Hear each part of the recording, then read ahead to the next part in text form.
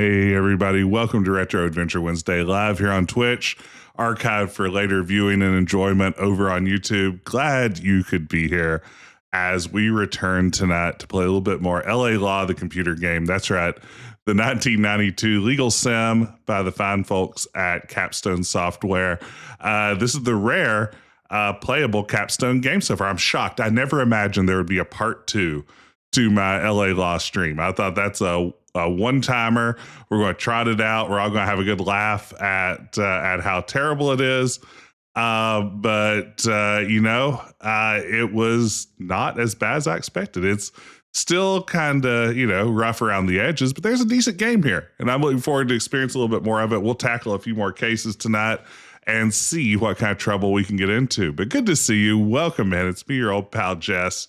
And I'm glad to have you here for Retro Adventure Wednesday. Good to see you, Paul, Atomic Matter, Matt P, everyone else out there, everyone watching later on YouTube. If you're watching on YouTube, be sure to drop a comment, drop a like. Love to hear from you. But for now, we're just going to jump right in. And you want to play this one with the MT32. You really want to give yourself the benefit of the best music possible for a game like LA Law, the computer game.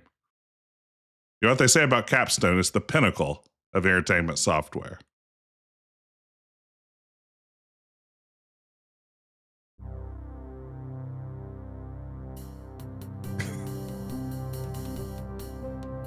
I love these shots. And if you're wondering if they'll just reuse them all over and over again through the game, the answer is yes.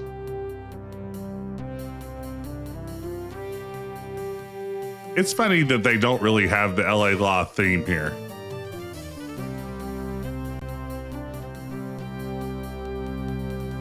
All right, here we go.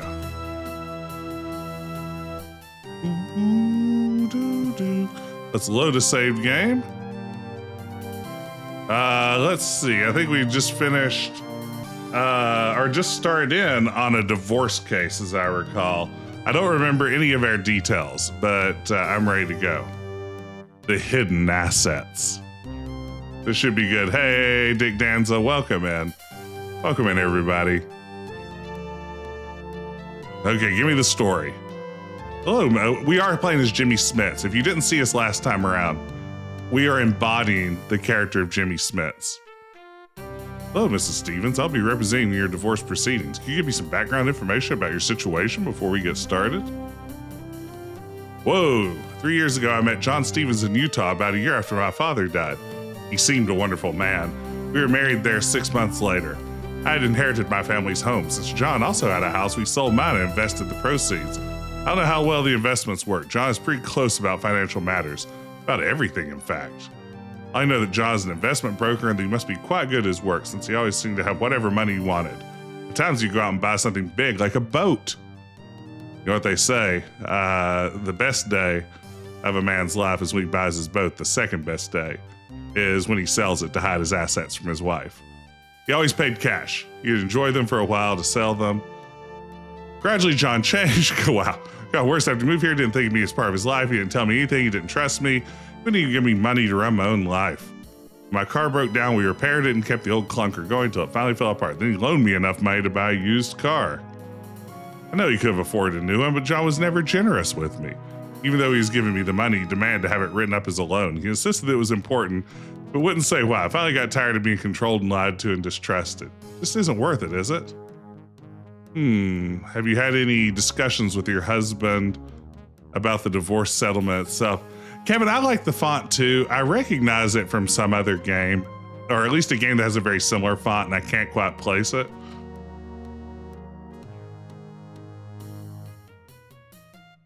We're trying to win the divorce in this one, taking the cleaners. I hope so. Hey, discussions with your husband about the divorce settlement? Did you work or invest in any other ways to contribute to the finances?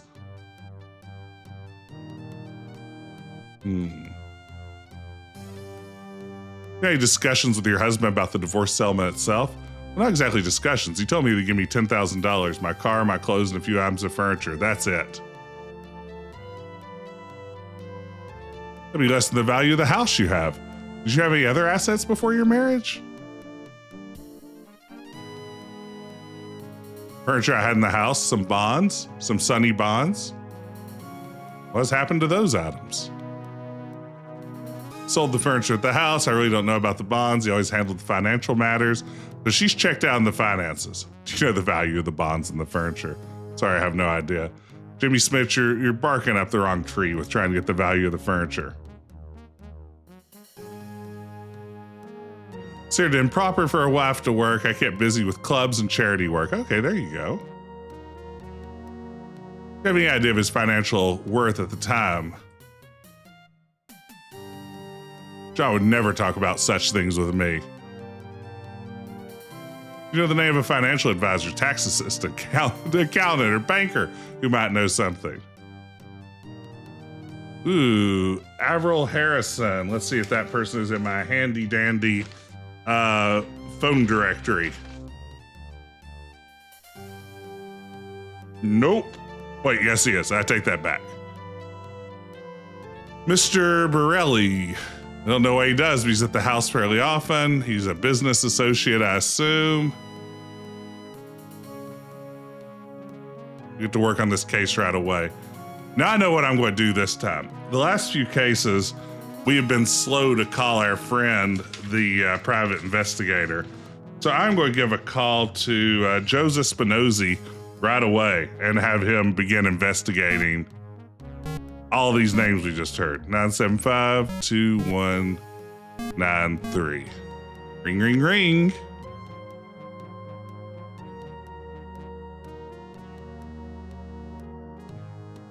The game just freeze?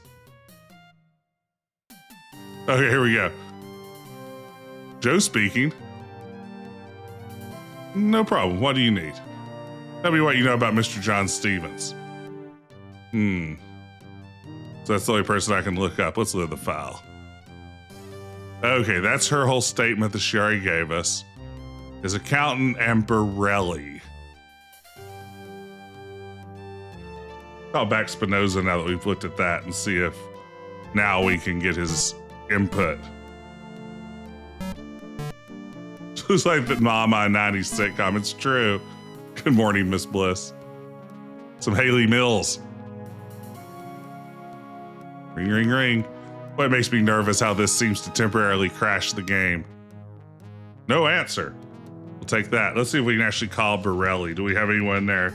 Yes, we do have an M. Borelli in our directory. So let's call that 251-7721. Okay, we're going to call this unknown business associate.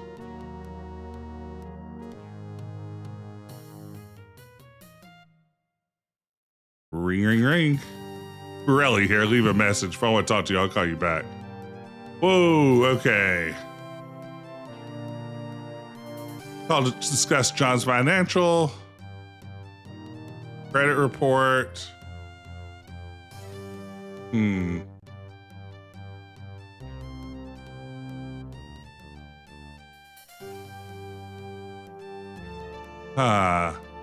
gonna go with the first one.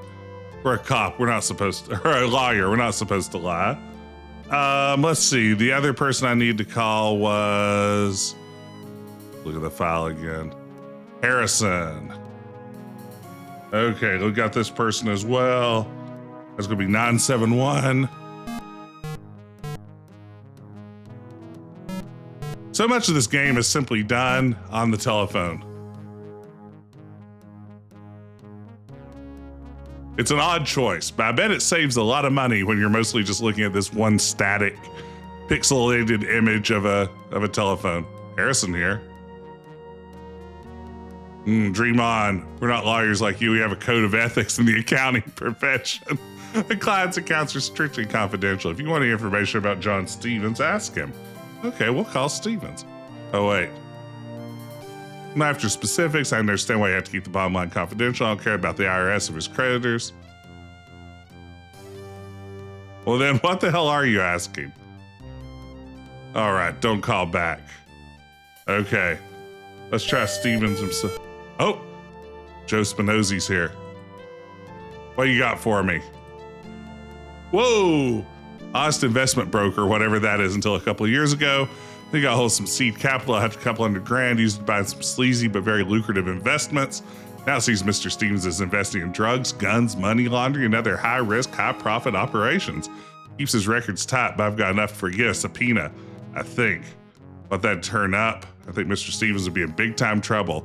But yeah, one other item, he's paying for 2 residences. There's one that he and his wife live in, and also rents a very expensive apartment near Griffith Park, occupied by Miss Julie Anderson.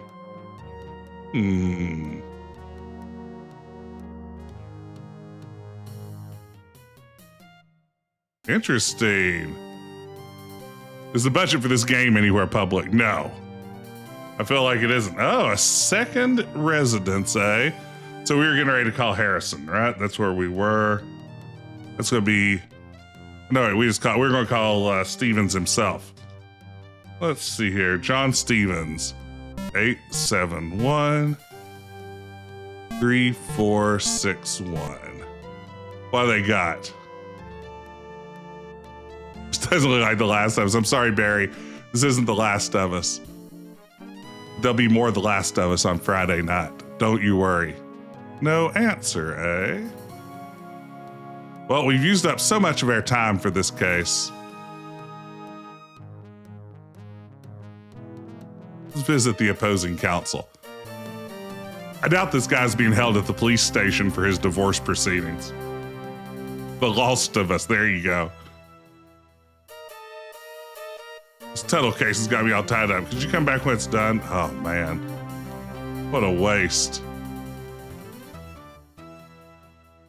Go consult some of our associates. Tom is out of the office. Don't really need to do legal research right now. So far, that hasn't been something we need in any of the cases. Now, Becker seems like someone who divorce law would be right up his alley. This is my first divorce case. SK, sounds like there might be some big bucks hidden in this one. You can find our contingency fees go through the ceiling. Chase the money. This one could be a winner. Consult with Grace. There's something rotten in this divorce case. Pretty far I might feel, but I know why that may help you. The account that your client mentioned, Harrison, past few years he's been involved in a number of cases involving organized crime figures, trying to give the appearance of being a legitimate executive. Interesting. Doug, what do you got for me? Doogie Brackman. What you got for me? New player in the Big Bucks Club here in LA. That's what they call it around Los Angeles. He's got money, connections, powers, and knows a piranha. Sergeant Barnton a call. Oh. I don't know who that is, but I'll do it. Let's see, who's Barnton? Sergeant Barnton. That's going to be at the police department. 621 6703. Okay. I like consulting with the other associates here at the law firm. I think that's a nice way to gather info on these cases. This is Sergeant Barnton. Oh man, only an hour and 30 minutes before I'm forced to go to court. I wonder how many court cases do come up before a law firm within like 8 hours of when they're planned to go to trial. What do you think about John Stevens?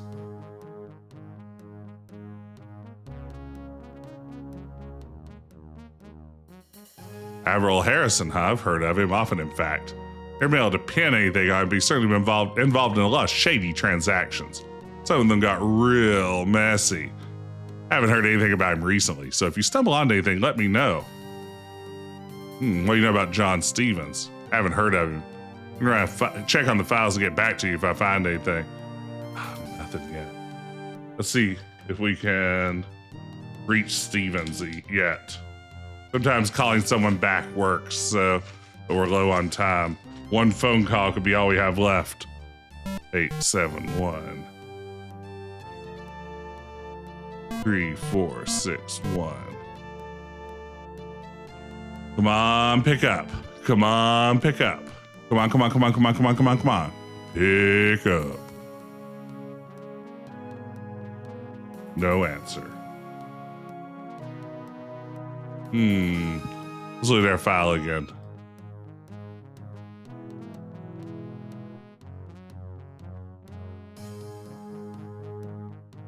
I don't know who else to consult. Let's see if any of our other associates have any ideas. We haven't talked to Stuart Markowitz yet. He's on vacation. We talked to Doogie Brackman. JD. We'll do it again. See if he says the exact same thing he did.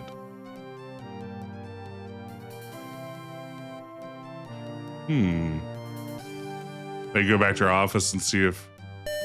Yeah, here we go. Just got a call from Stevens' attorney. He's working on the title embezzlement case, which looks like it take longer than expected. He's asking for a continuance on the trial. Oh. Well. This is interesting. Okay, let's maybe call our private investigator again. He seems to be our best lead so far. Make sure we don't have any other options with him. Wow, a continuance. Looks like Scully and Mulder might show up at any minute. Yeah, this would be the worst episode of the X-Files ever. They didn't do a lot of good divorce law in the X-Files.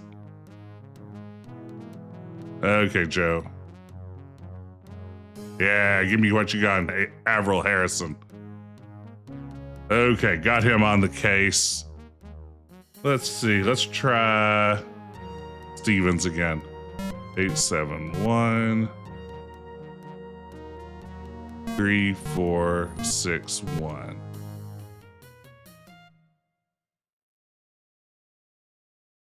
Ring, ring, ring. Oh man, I can't wait to see where this goes. No answer is the answer.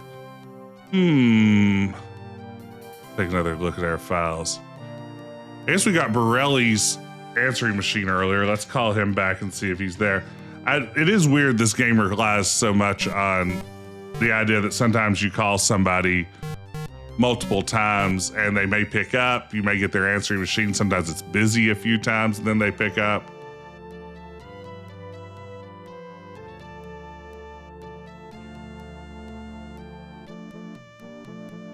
No.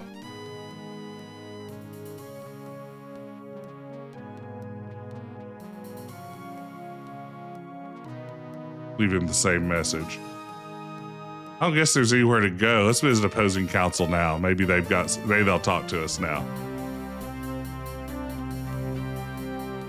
Are they still slammed with the Tuttle case? The Tuttle case has them all tied up.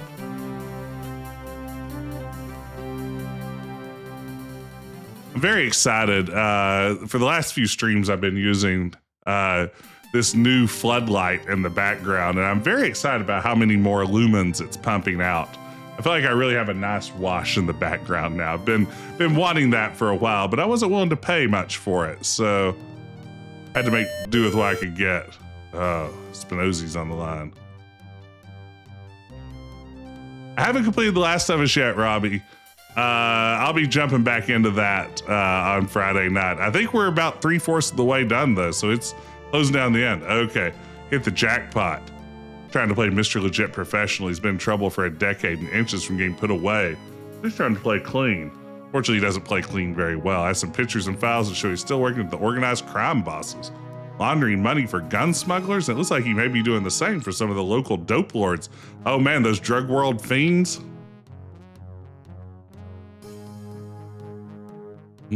Cops and the DA's office would be quite interested. Interesting. So I wonder if I should call the district attorney, and if so, what that number would be. I don't know how law works.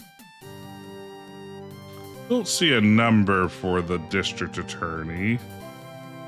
Try calling Borelli again. This case is giving me an awful lot of time. Then we'll try calling the police station again.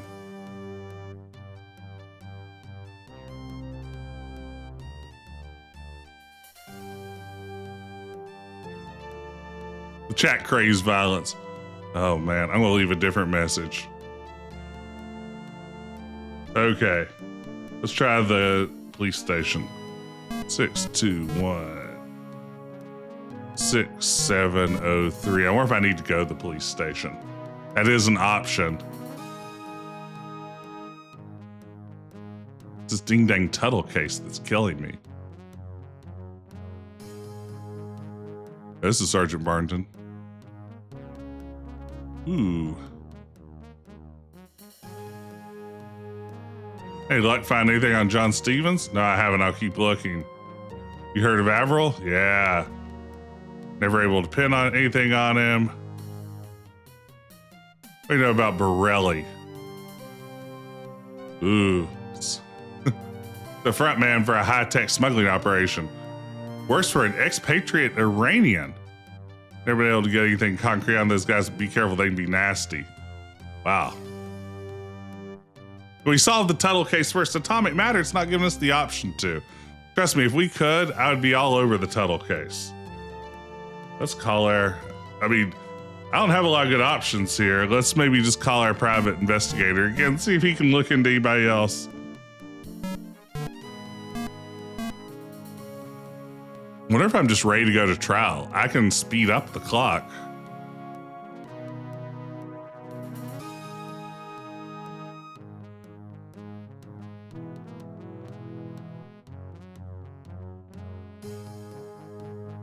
Ah. No problem. Anything else checked out? Okay, get both of those. All right, we've got our best man on it. Let's go to the police station. We just need to kill some time here. Let's travel across town. Fastest way to travel through LA to avoid all the traffic and everything is with a quick pan. Now your clients are here today for a change. I like the idea of going to the police station and be like, I'm working on a divorce case. Are any of my clients here? And they'll be like, no, divorce case. All right, what you got for me? Okay, we already knew all this about Harrison. Okay, we got nothing else. Wait, wasn't the information that he just gave us the exact same information, like word for word, that the police chief gave us? Oh, let's call the Rebeza. That's a good idea. Do we have that number? No. Not in our...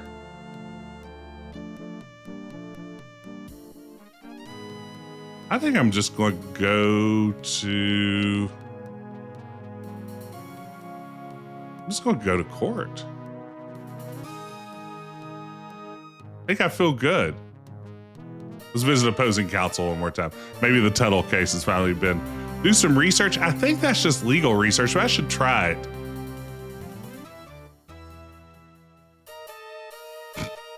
Tuttle case, man. Tuttle case is killing me. Killing me. What am I going to do with this Tuttle case? Use up to 2 hours.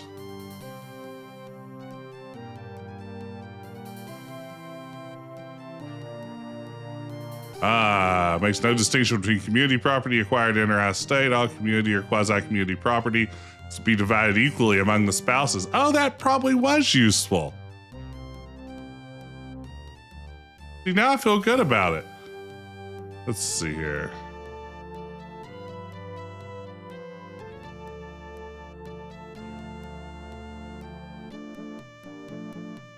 Okay, I feel confident we're ready to go to court.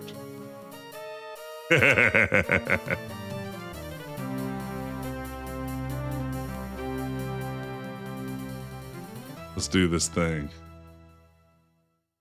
Did you hear that Stevens versus Stevens has been postponed?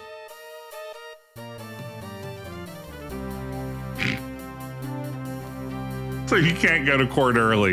It gives you that option, but you can't. Wait, we're postponed another day?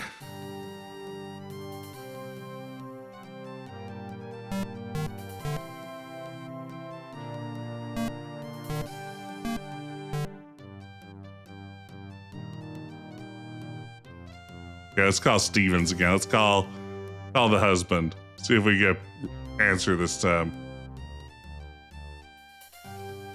Still no answer. Let's try Borelli again. This is so weird. Oops.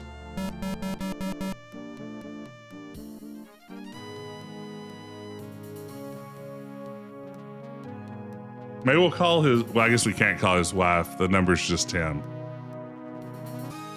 No answer. 251 7721. So much of this game is just the copy protection.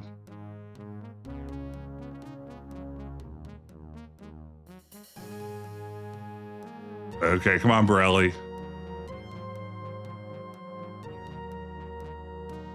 What's this guy doing?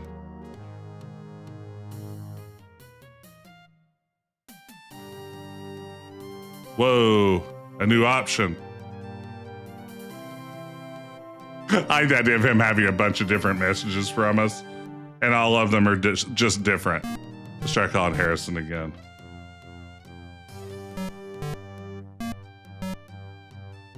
He keeps on getting phone messages. Obviously the same person asking him to call back the same number with a completely different story each time.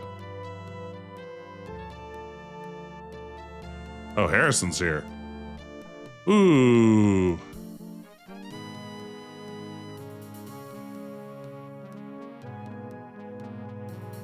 Either give me some answers about your client or I'll see the police.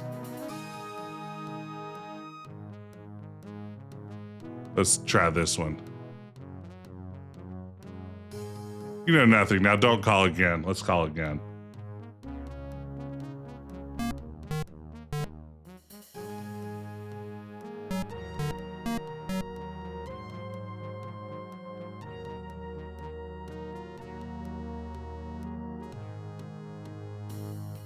We gotta get this. We gotta get this. Come on, come on, come on, come on, come on. Pick up.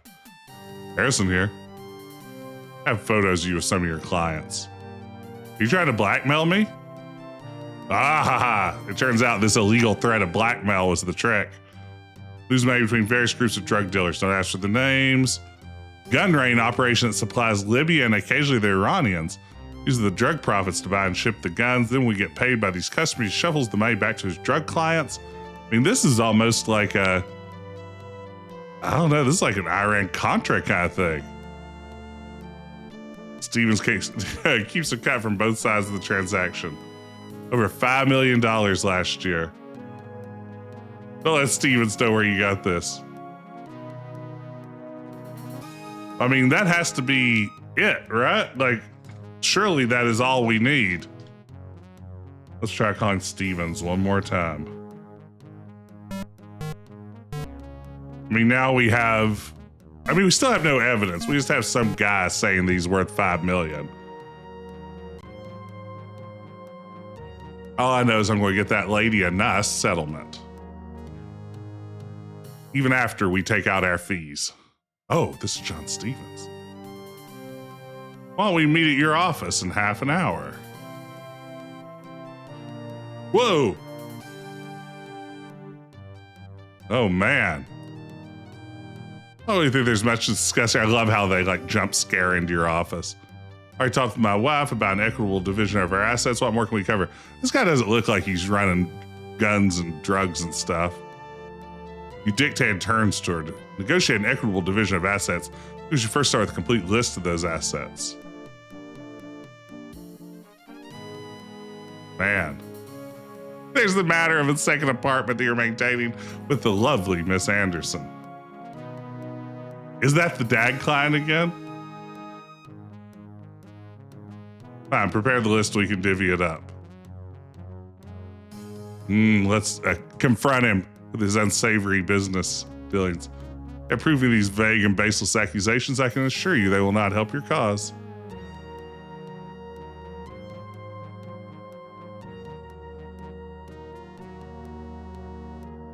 Gun range transactions involving Mr. Borelli and Mr. Rabeza.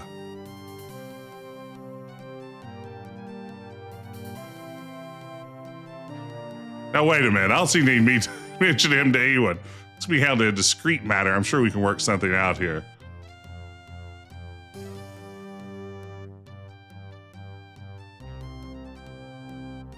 Ah, the second apartment. My wife, I mean, I don't know anyone named Anderson. Okay, good. We've got him on the ropes. Given the right conditions, we can be extremely discreet. Will you get serious about a settlement? Let's reconvene in an hour, shall we? Uh-oh. This guy gonna have his ding-dang wife offed. I don't know how you did it, but miracles happen. My husband has apologized to me. It's the first time he's ever apologized about anything. He's told me about his business. He promises never to leave me in the dark again. I know you won't believe it, but the divorce is off. We're going to give it one more try. I don't know how to thank you. You saved my marriage. That's not what I was going for. That guy does have real Zuckerberg vibes, doesn't he? What kind of divorce attorney are you?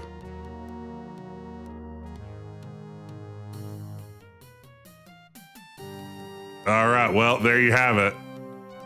Did we drop the ball on that one, gang? Wow. I wonder if I could have done that differently.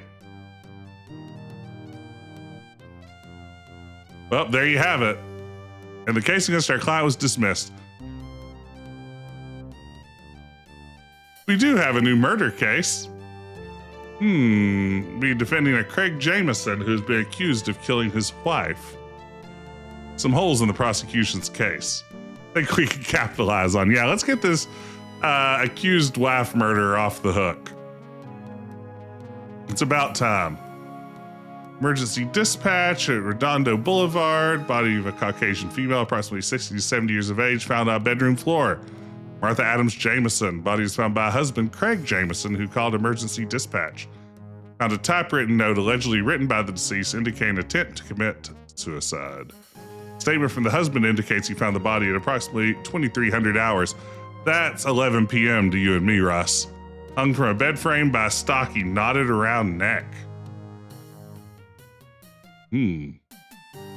Or an investigation of circumstances based on medical examiner's finding.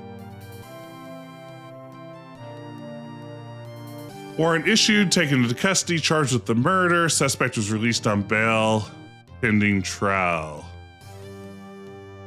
Statement from the defendant. Appeared to be lifeless, but I lowered her on the floor and attempted to revive her anyway. Realized it was hopeless. Considering a divorce, I'm quite a bit younger than she was, and she resented the social life I have. Our parting was to have been amicable. Settlement would have left me with a comfortable income. Had no reason to kill her. In any case, I was with a friend, Samuel Renaud, at the time of my wife's death, as he will certainly attest. Okay. Let's see here. Let's talk to Craig Jameson, the defendant. We need to visit the medical examiner, I feel like, on this one. Jameson, 874 3200. Hello? I'll be over there as soon as possible. Okay, bye. Boom.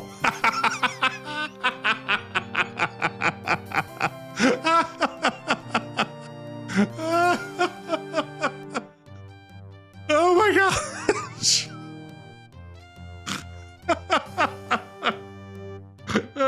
I love how many people have like the Spider-Man sitting behind the desk thing going on. Oh my gosh, this guy's great. So he's dating a 70-year-old woman. I just know the chair's broken. Oh my God, this game. You get me out of this mess? Tell me again what happened. Now, if this is like it usually is in the game, it's going to be word for word what we saw earlier. Tell me about your planned divorce. A bit younger. This is so weird that they just repeat verbatim everything. How would you benefit from your wife's death? Stand to receive the majority of her estate, somewhere between $2 and $3 million. Nothing suspicious here. Who else might benefit from your wife's death? No children, no living relatives. I don't know anyone else who might benefit. In a lot of ways, I'm probably your prime suspect.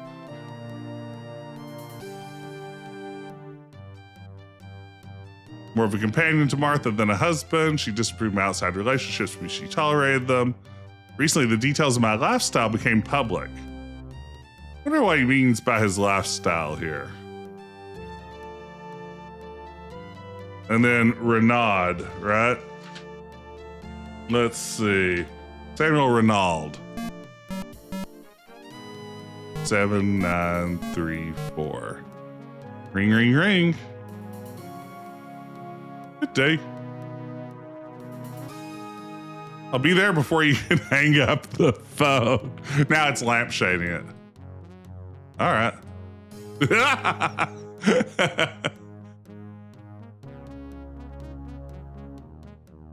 This guy's great.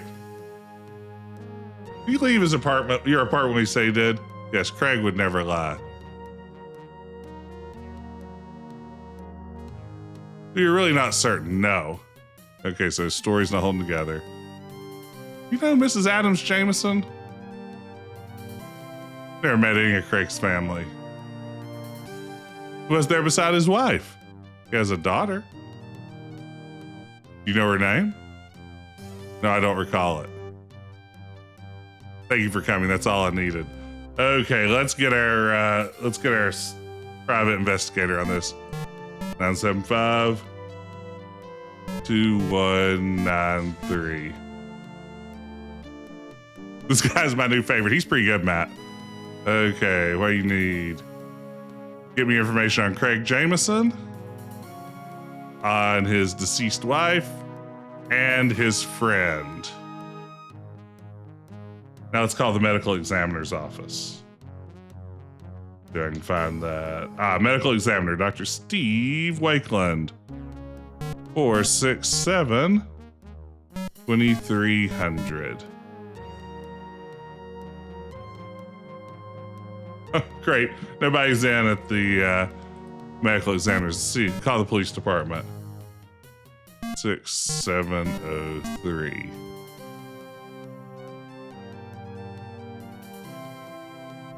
Did I get it? Police department. 621 6703. There we go. Missed a number. No answer. Wow, that's bad when you call the police department and nobody picks up. Friend alibi. This is my friend alibi.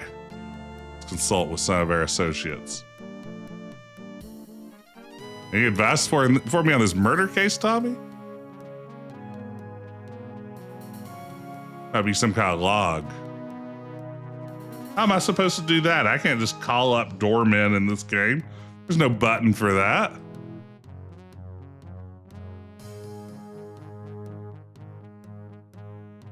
I love the Magic Johnson photo.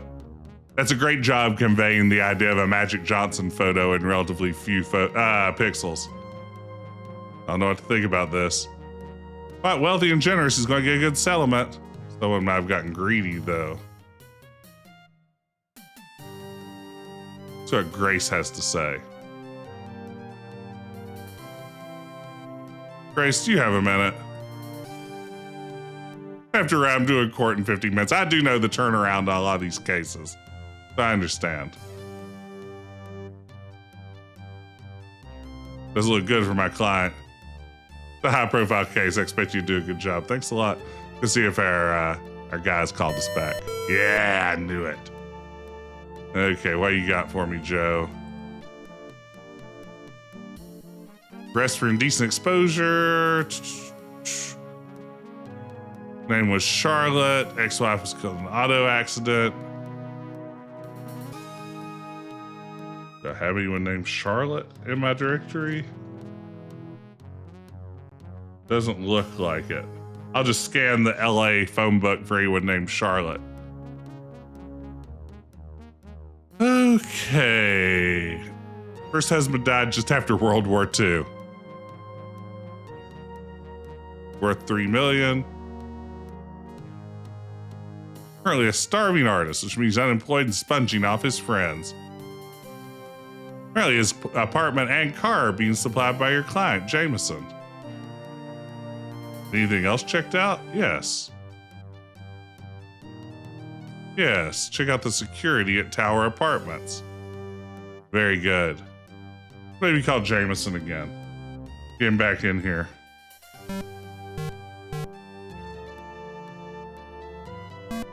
I feel like having no information on the medical, examiner's records is a problem right now.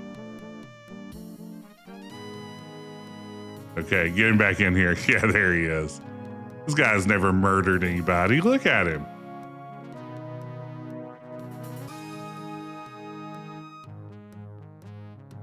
Still nothing here. Still all the same stuff. Guess there's no way to stop this interview.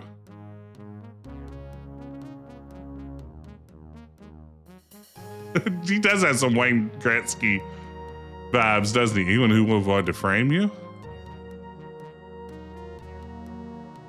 Might Mr. Renard be involved? He left after that. Okay. Gotta get out of this conversation. Ooh. I speak to your daughter. You must. I've tried to keep her from becoming involved in this. Her name is Charlotte. I'll write down her number for your notes. Good. All right. Let's call up Charlotte. Oh, is that Joe? Got info for me. Find anything interesting? No wants or arrest. A couple of misdemeanor, disturbing the peace, resisting arrest, got into a fight with her roommate, stood at Occidental College, art major, got into a fight at a political rally. No security guard or doorman, but they do have security cameras if you want to get a copy of the tapes and get a transcript made. That's good, thanks. Look at the tapes, tell me what you find, and look into Charlotte Jameson some more. Now let's see if we have her number in our notes. 544-5050. 544-5050. Let's talk to Charlotte.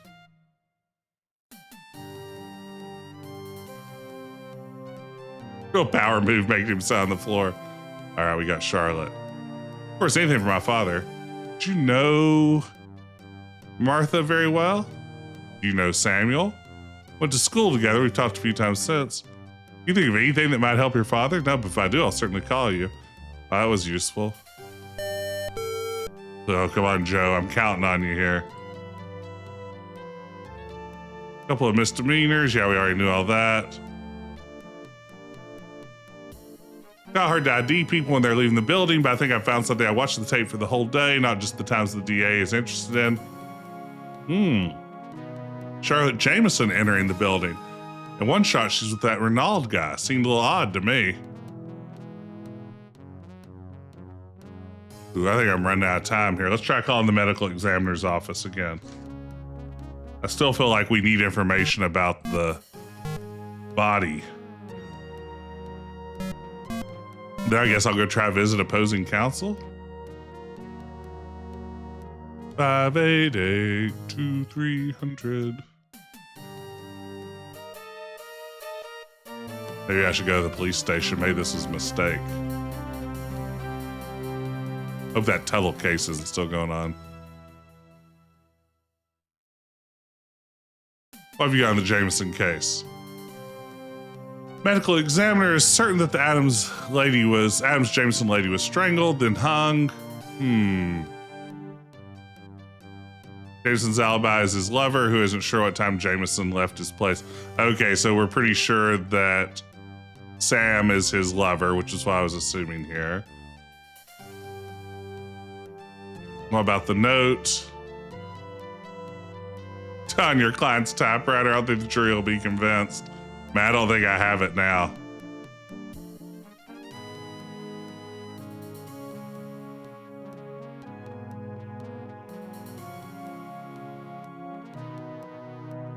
Okay.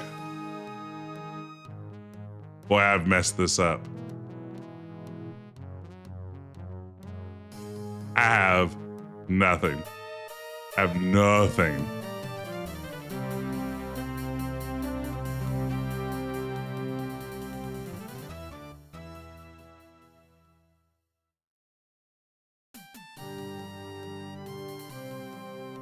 Okay. Here's all the stuff with the log.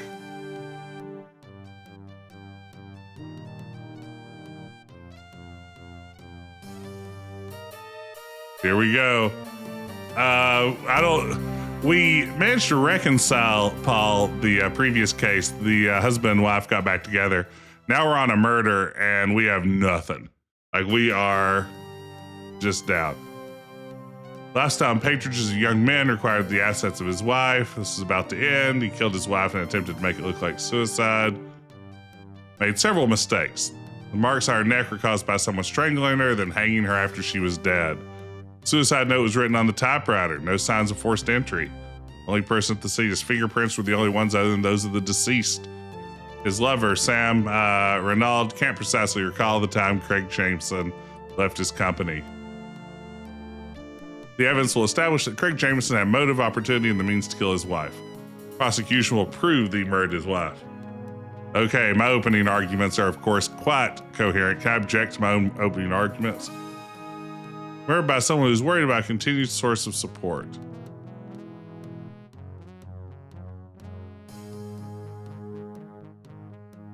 Okay. Prosecution may proceed. Okay, we got a detective coming to the stand. He swears to tell the truth. What'd you observe? No sign of forced entry. The defendant was near the body of Mrs. Adams Jameson, except for the police officers. There's no one, the defendant in the house. He appeared calm or distraught. Unusually calm. No further questions. Does the defense wish to cross-examine? Yes, Your Honor. I do. I'm Jimmy Smits. Do you see signs of a struggle? No signs of a struggle. You find a note? Yes, we did. Who called the police? The defendant. Is it common for a guilty person to call the police? Guilty people and the police are enemies. The defense rests.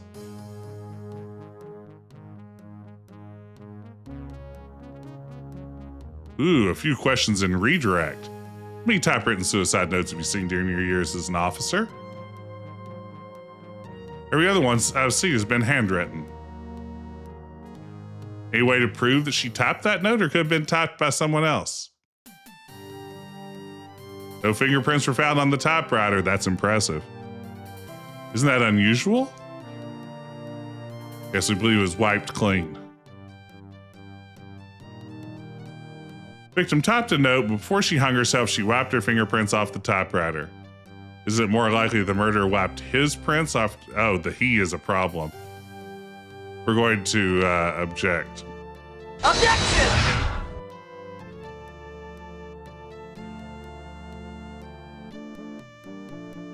Sustained. Thank you, Detective. Prosecution calls Owen Lansky. I don't even know who that is. That's a bad sign. What is your occupation? A medical examiner. What were your findings when you examined the body of the deceased? It is a very good mullet. That is a result of asphyxiation due to strangulation. What time did the death occur? I'm going to push for the idea that this was erotic. Any marks on the body? Whoa! 2 sets of mark. One extended from the throat to the back of the head at an angle of 30 degrees to the perpendicular. Second set was found extend from the throat to the spine perpendicular to the esophagus. The first set of marks are consistent with the subject being hung by the neck or a rope or loop of cloth. Could not have been caused. It's unlikely the second set of marks could have been self-inflicted in any way. What do you mean by not self-inflicted? Not killed by the hanging itself. She could have been strangled after she was hanged. She was strangled to death. Yes, those are my findings. Objection! Objection, Your Honor. Overruled. How do you get to say why? You wish to cross-examine? Yes, I do. Jimmy Smits. Your findings are an interpretation of the evidence. Yeah, that's how they do it here in court. Hey, 6-7, thank you so much for the resub. Just having to walk into a discourse on auto asphyxiation. Yeah, I know. This is what we're all about here. Is there any other way the second set of marks could have been made? Marks were caused by the same nod stalking. From the angle of the second set of marks, there's no other reasonable interpretation.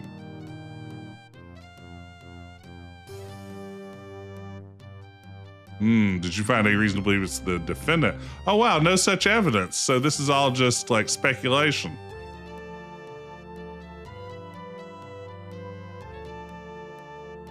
Well, it's odd that you don't really have anything to pin this guy. I mean, all these feel very circumstantial. Okay, let's get Sam up here. Were you with the defendant on the night of his wife's death? Yes, I was. How long was the defendant with you that night?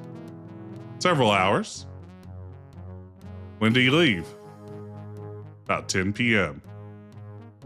Say where he was going? Going home. You be more precise. I don't know the exact time. He left much earlier, say 8:30? No, he didn't leave that early. I remember we were watching the Cosby Show together. And it ended at 8:30. Then we watched A Different World, and that went until at least 9. Then we watched Cheers, and that went to 9:30. So I'm pretty sure that he didn't leave before 10. You don't know for sure, do you? Look at the clock, but I believe it was. You don't know when the defendant left? No, I don't. Are you aware that there's security cameras in the elevator lobby of your apartment building? That before MASH. I knew there was a camera in the lobby. Yeah, I lived there.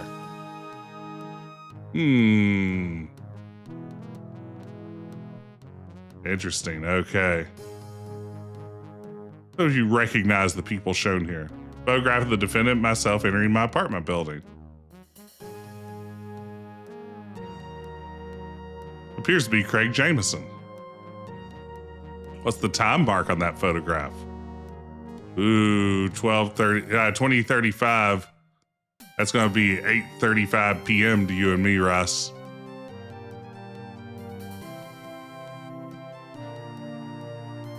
No more questions. Uh-oh. Does the defendant wish to cross-examine? Yes, it does, Your Honor. In the matter of clocks, how do they work?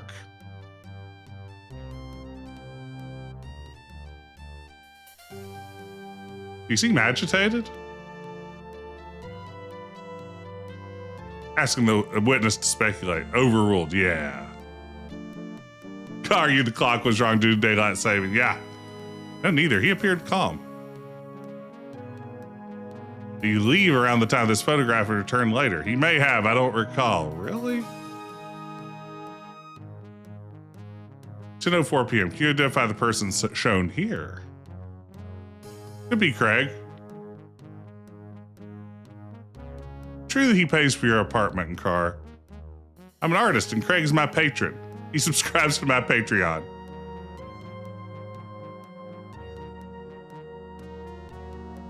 If he was deprived of his wealth, would you be inconvenienced? I have to find a job and I wouldn't be able to do my art as much. I know that feeling. If only I could do this art full time. And don't get it twisted. What I do here is art. You know his daughter? I don't believe we've ever met. I heard you went to school together. You think she might inconvenience by a turn in her father's fortunes? Asking the witness to, oh man, I was asking him to speculate. That's very fair. We believe his daughter might be relying in some way on his current wealth. He's paying for his daughter's college and living expenses. Yes. You put more effort into it than they did getting character images. Now, this could be very true, Tom. By the way, welcome in, everybody. Isn't it amazing that we've got a small crowd of people watching an LA Law adventure game here in the year 2025? I can't believe this is my life, and I am so lucky. If you could have told me that someday this would be how I'd be spending a Wednesday night, I would have been just as shocked as this guy. Just there with my mouth slightly parted, just staring. Is this the best game ever? Kevin, I'm legitimately enjoying this stupid game. I think it's actually decent. I can't believe this.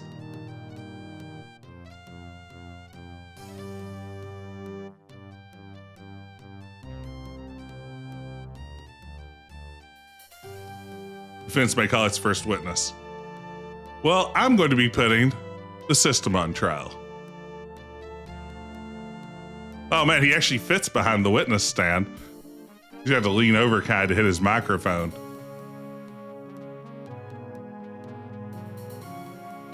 This is always a great question to ask. If he fumbles this one, though, the whole case could go sideways. Did you kill your wife? No, we were good friends. My wife and I were good friends. I would not kill her. Come on. That's exactly what I'd say if someone asked me if I killed my wife. Just be like, yeah, we're friends. Why would I kill her? What would your financial situation have been after the divorce? Let's be comfortable but not wealthy. Why is this guy trying to sound guilty? Did you discuss the settlement with your friends and or family?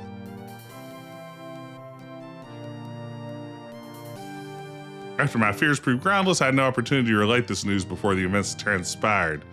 So, did his daughter and Sam work together? You identify the man and woman in this photo? My daughter, and the man is Samuel Renaud.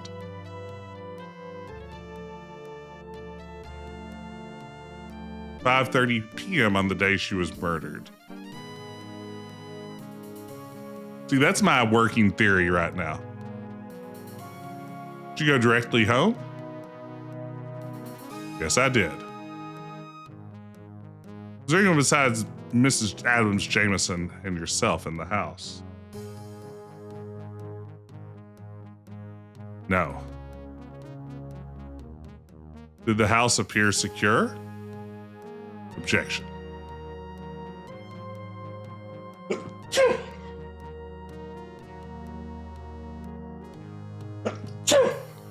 Pardon me. Pardon me again. I'm in official sneasel weasel territory now. Are all the doors and windows closed and locked? Generally retired for the evening at 9 o'clock. I have no more questions. The prosecution had nothing there. I'd like to ask one additional question. Goon? Who else besides yourself and Mrs. Adams Jameson had a key to the house? I believe my daughter had a key as well. Thank you. No further questions. I'm glad we're going to pin this on his daughter. Yeah, let's get Samuel up there. Mind you, you're still under oath. Yes, Your Honor. Did you kill her? No, of course not. I can never kill anyone.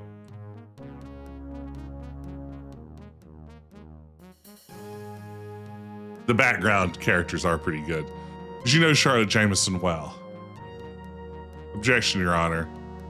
Overruled. Did you know her well? No. Were you not with her in your apartment for over an hour on the day of Mrs. Adams Jameson's death? And you went to college together, I believe. Oh, everybody, there's a note from the bot in chat. Be sure to check out Quest, the adventure game podcast that my pal Ben and I co-host together. This week's episode is all about the game Loom, the Lucasfilm Games classic, the masterpiece of fantasy storytelling by Lucasfilm's Brian Moriarty. Our new episode talks a little bit about Loom and why we love it so much. You can listen to that there at the link on anywhere you get podcasts or on my YouTube channel, Decaf Jedi. Be sure to check out Quest.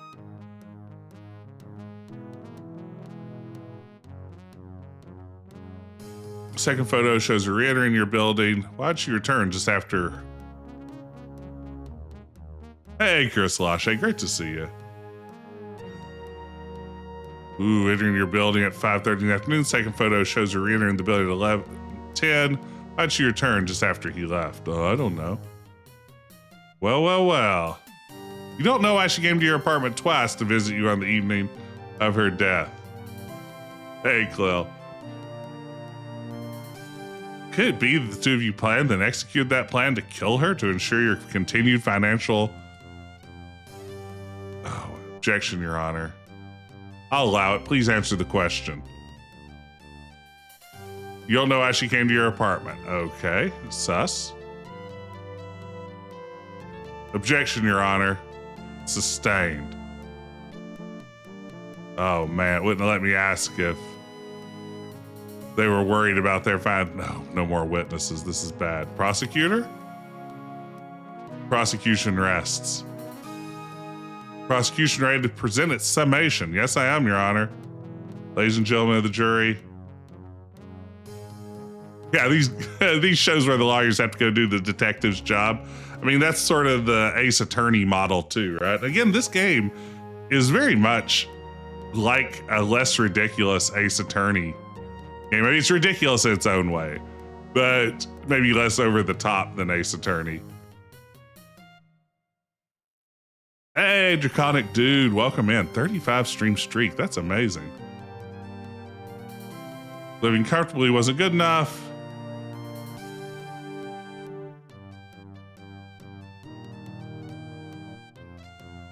Divorce threatened to take his money away. He murdered his wife to get the money. Oldest story in the book. Ladies and gentlemen of the jury, you must find the accused guilty. Are you ready to present your summation? Yes, I am, Your Honor. Ladies and gentlemen of the jury, prosecutor would have you believe circumstantial evidence because there is no facts to convict Craig Jameson of the murder. There's photographic evidence that he did not leave his home until after 10 p.m., an hour after the murder. Motive didn't exist. Already agreed to continue support. Look instead who didn't know that. Charlotte Jameson and Samuel Ronaldo. I wonder how happy Craig is that we're now throwing his daughter under the bus for murder to get him off the hook. We don't have any evidence of that either. I mean, if we're talking circumstantial evidence, they're the ones who thought they would suffer from a divorce. I think we may have won this case. They're the ones who were together twice on the day she was murdered. Check key to the house, providing her with access to the victim. Clearly a basis for reasonable doubt exists. I mean, you must find him not guilty. That's pretty good. As the jury reached a verdict, j'accuse. You have, Your Honor, not guilty, not guilty, not guilty. Find the defendant not guilty. Well, I hope he didn't kill his wife. We did it.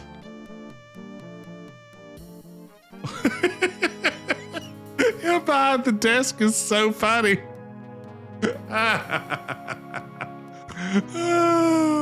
Well, thank you for your defense of my case. You really did a great job. I'm not happy about the way you implicated my daughter.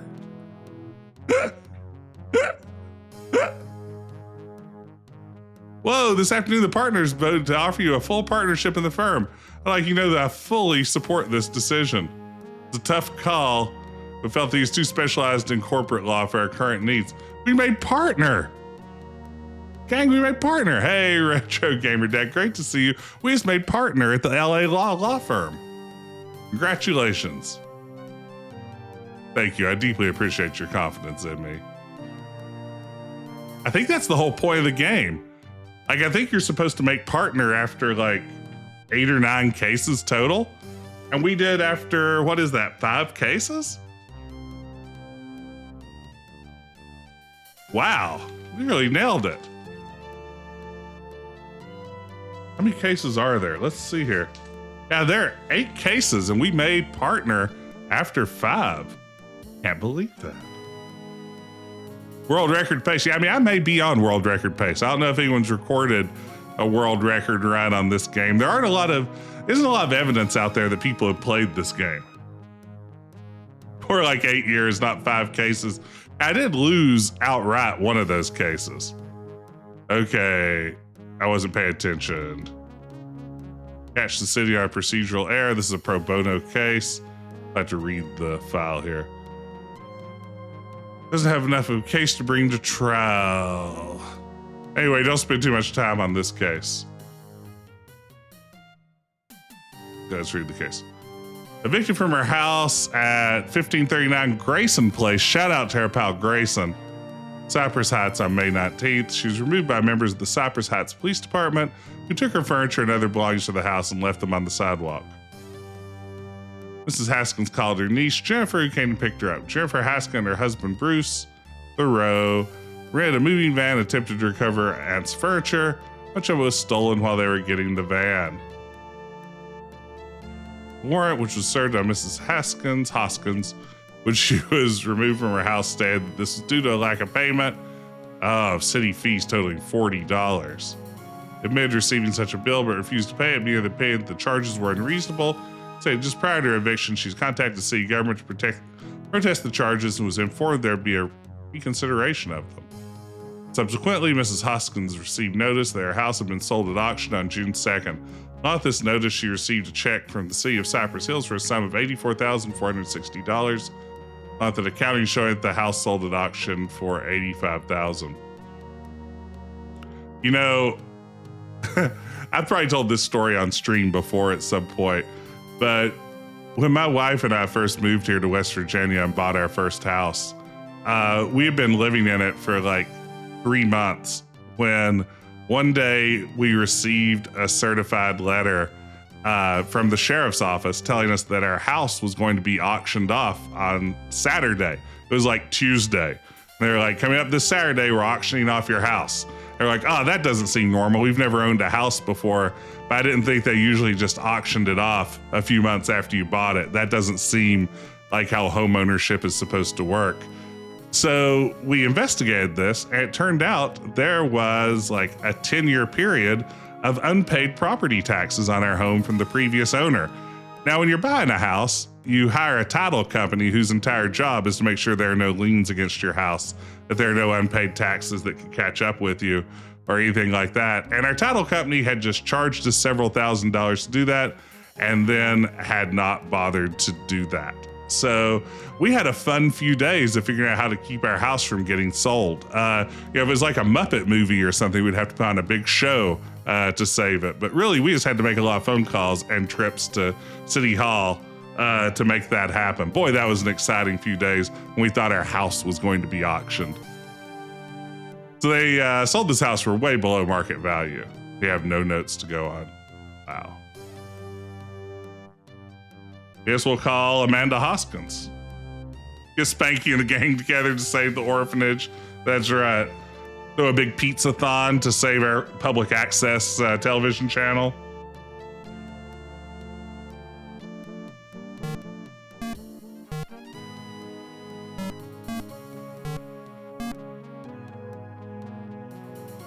Ring, ring, ring. That was a Capstone inside joke a second ago.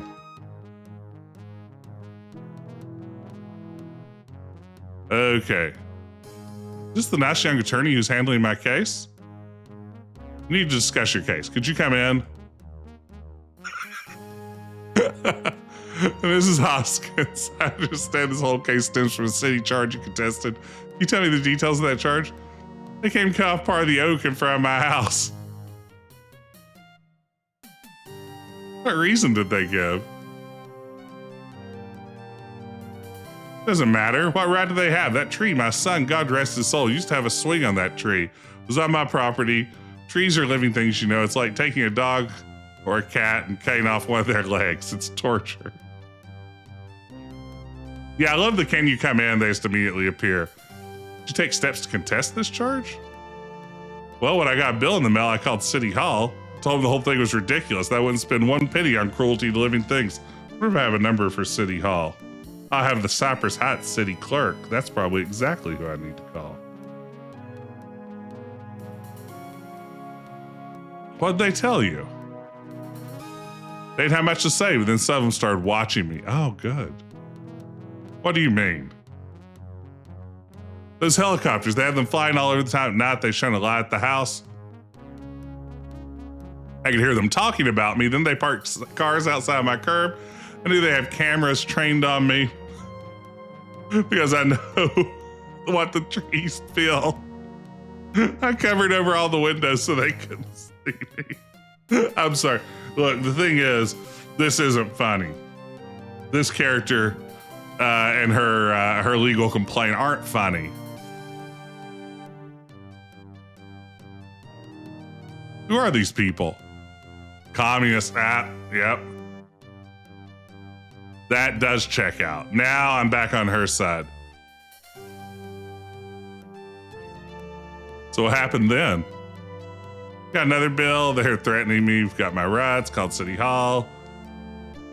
Someone named Harold Corliss. I always write everyone's name down I meet. He's a nice man, not one of the others. I don't have a Corliss in my notes.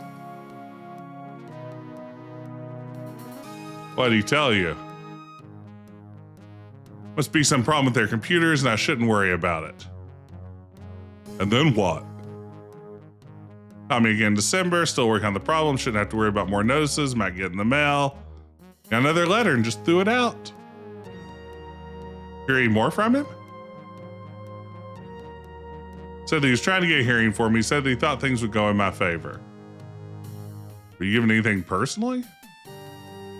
2 policemen came to my door and handed me a big sheaf of paper, so many big words, I couldn't understand a bit of it.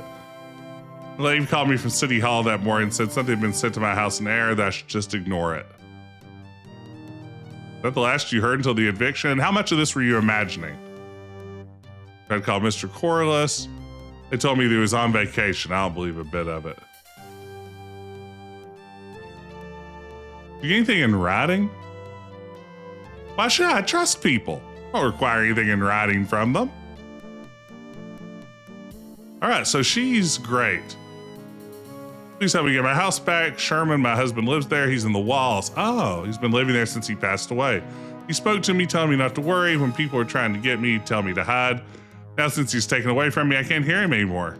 Please bring him back to me. Not a problem, ma'am. We'll do what we can. Ooh, let's call our private investigator.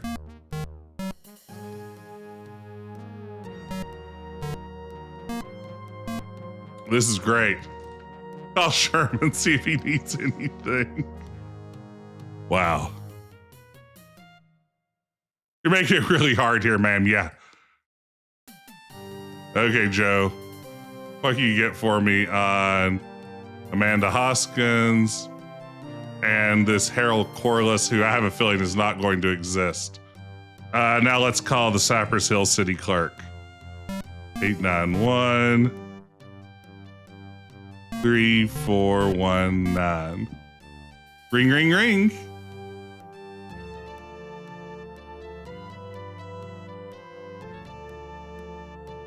Oh man, I can't wait to see how this goes. How may I help you? I need to get a copy of the file on Mrs. Amanda Hoskins. So I'll have to come see Hall. We have a copy machine in the office, 15 cents a copy. Yeah, I'll send somebody right away. Will the file be ready? Yes, I'll pull it right now. Oh, is it Joe? Joe, what you got for me? Joe is my man. Where do you guys come up with nuts like this? 78 years old, married to a Sherman Hoskins, a pediatrician, one son, Michael, died in Korea, lost her husband in 83, and her mind, it seems, just afterwards. Known for fights with neighbors, some complaints brought back in 86 on the way she kept up her property or didn't. Pretty well known around City Hall, too. He's coming in there complaining about some conspiracy going on in town. Harold Corliss is a city clerk. Been at the post since 1984. Married, his wife's name is Helen. No kids. Not much distinctive about him. Pencil pusher. Anything else checked out? Yeah, look at this judge. I don't know where we got his name from, but... Oh, who's on the phone? Oh, Mr. Brackman wants to see you right away. We're taking too much time on this Hoskins case. We need you on other matters, one that can bring us revenue. If you don't have anything more, it's time to bring her to Earth. At least she's got $85,000. Keep pursuing this case, she'll probably lose part of that to the city's court case. I refuse to give up. Okay, she removed a tree, blocking a stop sign, $40 for pruning charges. Yeah, the clock goes quick on this. Our time runs out quickly.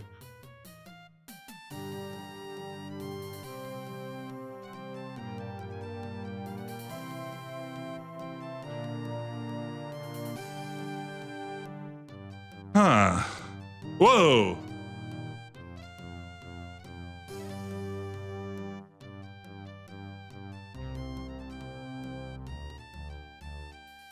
This is Hoskins. It's just a house. It isn't just a house, it's mine.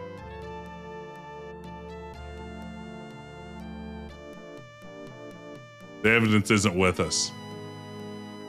I'm not gonna let them get Sherman.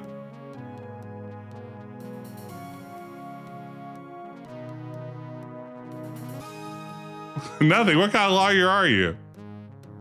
We have no case. Well, then find one. What is happening? Just a minute. It's Jenny Hoskins. She has called. It seems the house has been torn down. Oh no, Sherman. Oh no, Sherman. Says she drove by the house this afternoon. It was already leveled. She spoke to the foreman. He showed her a demolition permit issued yesterday by the Vogons. They certainly move fast. You better tell Mrs. Hoskins.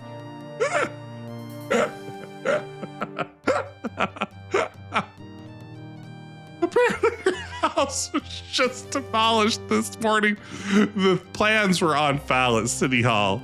They were in the basement with the light bulb out behind a door marked "Beware of Tiger." You'll just have to believe us.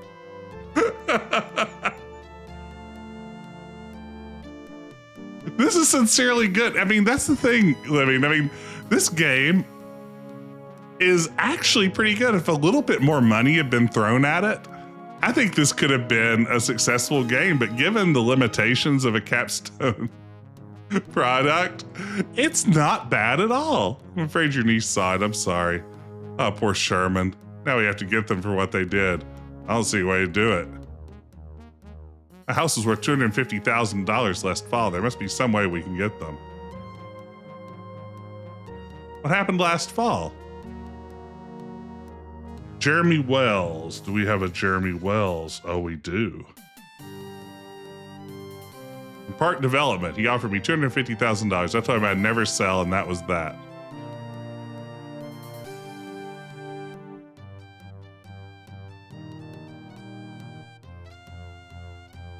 I'm going to say we're going to keep at it. We're going to call Jeremy Wells. Uh-oh, what we got? Joe? Yeah, Joe, where you go? The Parks Department, I should have known it. Judge Hewson. No police record, highly qualified. Give me all the dirt you can on Jeremy Wells. I'm going to call him. Time's running out. 631 3130.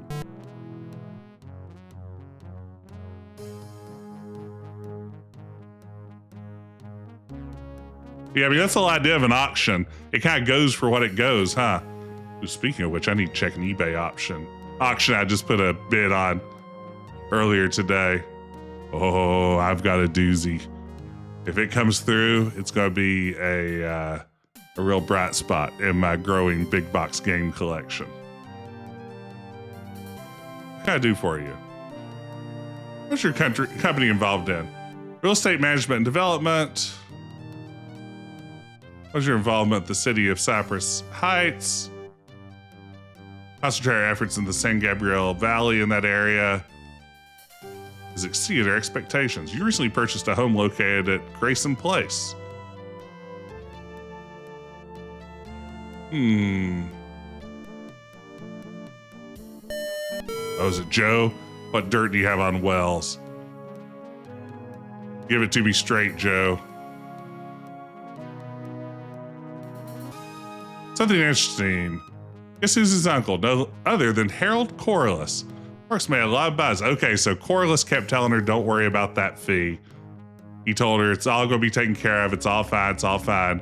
Until eventually Jeremy Wells was able to acquire the property for a song, presumably to tear it down and maybe build a park.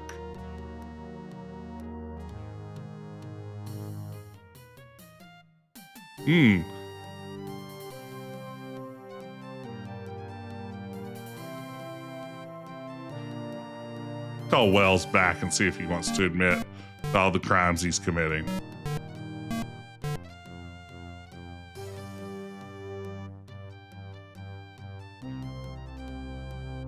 Ring, ring, ring.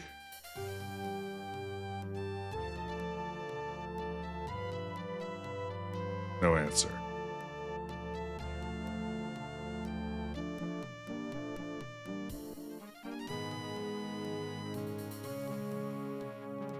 Let's call City Hall again.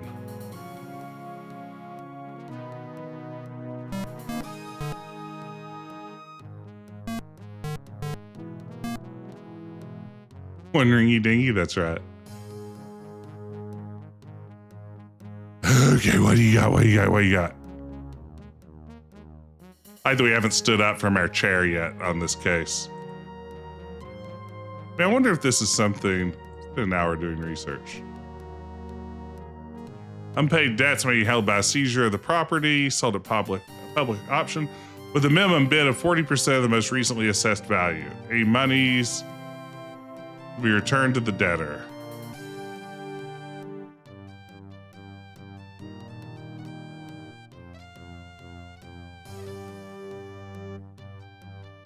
Okay, we got some information there. Maybe consult with some of our people. What you got?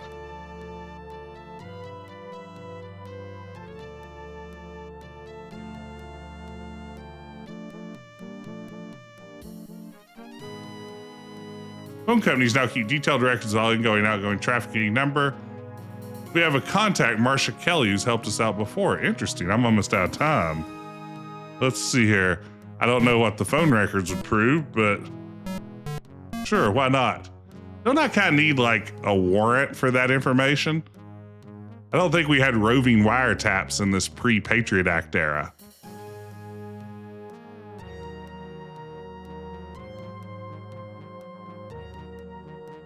Hey, Marcia Kelly, what you got? Outbound call. Let's see what that outbound number is. Let me jot this down. Let's see. 746 6342. Okay. Let me send you a fax of these records? Yes. Okay. Oh, who we got? Oh no, I need to make a call. Let's see.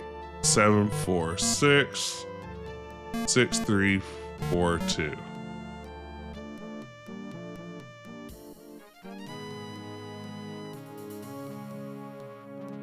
Okay, what we got? Who are we talking to? Mr. Corliss's office. Oh no, I didn't get to talk to him. Oh no. We need to help before this case gets called. Could you and your client come up to the office? Sure. Oh, this is interesting. Work something out. In the past day or so, additional information has come to our attention. Obviously, mistakes are made. Mr. Corliss has been dismissed. Let's see if we can keep this from coming to trial. I'm authorized by the city to offer your client a cash settlement of $275,000. In addition, Park Development will be adding 1,000 shares of stock, which currently come to a value of $60,000.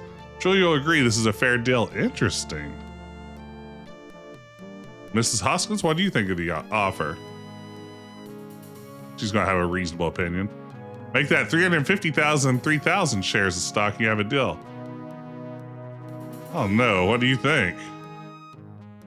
It's fine with me. I'm authorized to go that high. Yeah, the city's scared. 350,000, 3,000 shares. I'm satisfied. That's a good bit of investigation. I unveiled plans for the Cypress Heights Mall this morning. Guess who they named as the manager of the project? Mr. Harold Corliss. Looks like enough backs have been scratched on this one. Old Lady GG. Wow. Another big win for the J-Man. The Revenge of the Milquetoast. What a very good name for a case. I think we only have 2 cases left. I'm going to try to power on through to the end of this one tonight. Yeah, Jimmy's doing some good detective work. Didn't remember the mild-mannered Mrs. Rebecca Stevens? It appears she's been arrested for the murder of her husband. Was that someone from a previous case? Case against her is pretty strong still since she represented her before. Should probably take this one as well. I don't envy you at this one, but you better get right on it. Meeting adjourned. Who was Stevens? I wonder which case that was. This is the problem of playing this a week later. Okay, let's give her a call. I wonder if she's currently detained. Ring, ring, ring. Was that the gun runner case? I'm not sure.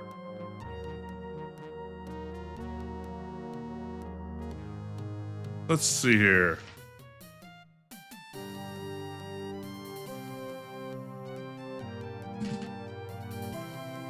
We'll call this case Milk. I can't type. Milquetoast. It's hard to type around this ding-dang microphone. Okay, let's see here. Yeah, I don't know who this is, but we're just going to go barreling ahead. Let's see here. Ooh, Officer Darren Lawrence was at the patrol several blocks away and arrived on the scene. Mrs. Stevens rushed from the house and tried to flee. Entered the house and found him dead, shot through the chest. Let's see here. Which case was it? I'm going to look back through this walkthrough that came with the game. Oh, that's the hidden assets. Yeah, that's the gun running case. You're right, Atomic Matter. Well, I'm sure it's nothing. Her fingerprints were found in the pistol.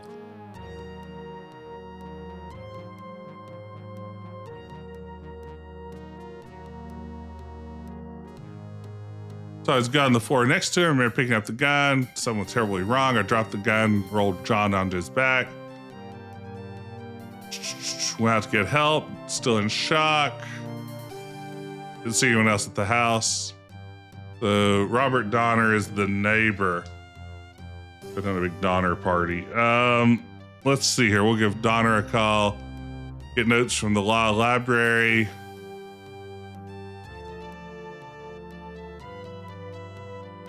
Let's see, 442-0076. This is going to be our neighbor. You made them not get divorced. Now one of them is dead. Oh man, RJ, you're right. This is a really good point. Robert's at work.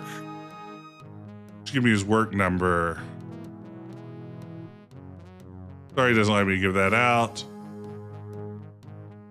Oh no, I should have done that. Call back, dang it. 442-0076. We have to get our man over in the, no answer. Okay, let's call our private investigator real quick. Get him on the case. 975-2193. Hey, DeVismo. Oh my gosh. Oh my goodness. Hippolito Picardo with a huge raid. Let me give a shout out here. Thank you so much, Hippolito. How are you doing? Thank you so much for the raid. To actually get the shout out correct there. Let's see here. I may have misspelled that as always. Everyone be sure to go follow Hippolito Picardo. How are you doing? How was your stream tonight? Welcome in, everybody. I'm Decaf Jedi Jess. I play retro adventure games every Wednesday night. Tonight we're playing LA Law, the computer game. It's a legal sim, kind of like Ace Attorney, made by Capstone Software, the makers of such terrible adventure games as Wayne's World and the Beverly Hillbillies. This game's pretty decent, though. I mean, it's actually been a really fun game. We've been having a lot of good times working our way through it. But welcome in, everybody. What were you playing tonight, Hippolito? How was your stream? Welcome in, everybody. If you enjoy these sorts of old games, I suspect you do, seeing where the raid is coming from, be sure to drop a follow. We'd love to have you here as part of the community. Welcome in. So right now we're investigating a murder case, and things have gone pretty sideways. Hey, Drew Stu, good to see you. Let's call Darren Lawrence. So a lot of this game just involves sitting at your phone and calling people using the phone directory that serves as the game's copy protection. 995 4439. Third Precinct, how may I direct your call? Officer Lawrence is on patrol. Call later to speak to him. Can anyone else help you? What happened when I called the private investigator? I wasn't paying close attention to what I was doing. Let's see. 975 2193. Yeah, this game's decent. It's cheap, but it's pretty entertaining.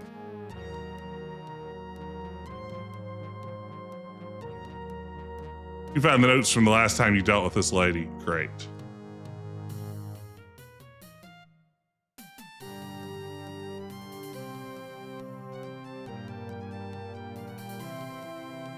So these are all my notes from the previous time. Maybe we'll go see Rebecca at the police station. Hey, Robbie, thanks for dropping in. Have a good night. Glad to have you here. Glad to have everybody here. Welcome in. Special welcome to Raiders.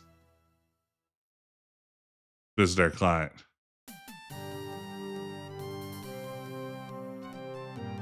I remember her. Hey, Miss Stevens, good to see you again. Wish we're under different circumstances. Do you remember hearing any other sounds that morning? You can hear the police car drive up. You think of anything unusual that occurred before the days your husband was shot? Several prank phone calls, kids call and hang up right away. I don't think those were pranks. Your husband have any visitors? Met with people in the course of his work. Your husband have any enemies? John didn't discuss his business associates. He rarely discussed anything with me. You remember this from our last encounter. Did you ever talk to anyone during these prank phone calls? He always answered the phone. He just seemed to find them a nuisance. Just some guys I play car pranks with. No, I think they were just kids. Was your husband mistreating you again? For a time, things were fine. I thought we were really going to make our marriage work. Then recently, he went back to his old habits. He started keeping things from me, go away without explanation. He wouldn't talk to me about anything. Finally, I brought up his behavior, and he blew up at me. He said that if I didn't like it, I should file for divorce again and just try to leave him alone. That was the day before he died. Do you know if your husband was having an affair? So secretive about his life. I'm sure there's a great deal I don't know about my husband. Thank you. Try not to worry. You've been very helpful. Let's talk to the detective. Oh, man. We never get to hang out here at the police station. Few questions. Sure, why not? We got a dozen cases to work on. What do you want to know? Are there any suspects other than Mrs. Stevens? No, all the evidence points to her. A wealthy rat of a husband who mistreated her. She has the means. Nobody saw anyone else at the scene. It's pretty straightforward to me. You checked out the strange phone calls? Maybe we should call the phone company. No threats. It's not relevant. Do you think it odd that Mr. Stevens' prints weren't on the gun? Maybe she wiped it for prints. Wiped it before she used it? Not after? It is odd. What explanation do you have? Her prints were on the gun. Nobody else's prints were found. Maybe he never touched his gun. Okay. Let's return to the office here. We'll call back to the phone company. Let's see if I can find that number. We're going to call Marcia Kelly at the phone company. 455 2166.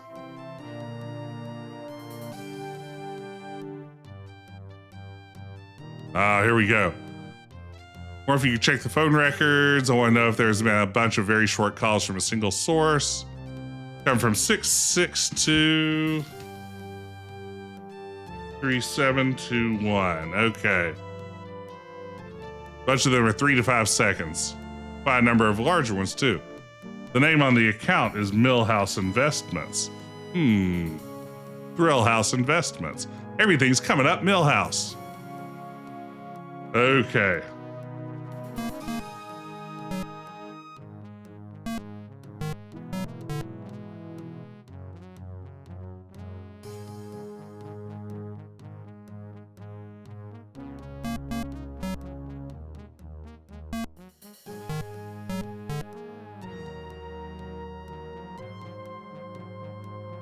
No answer, eh? And I don't have a number for Millhouse Investments. Check my notes here.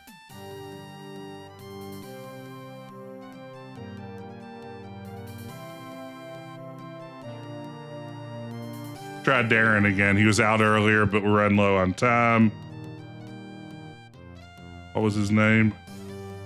Was it Robert Donner? Yeah, it was Robert Donner. That was the neighbor.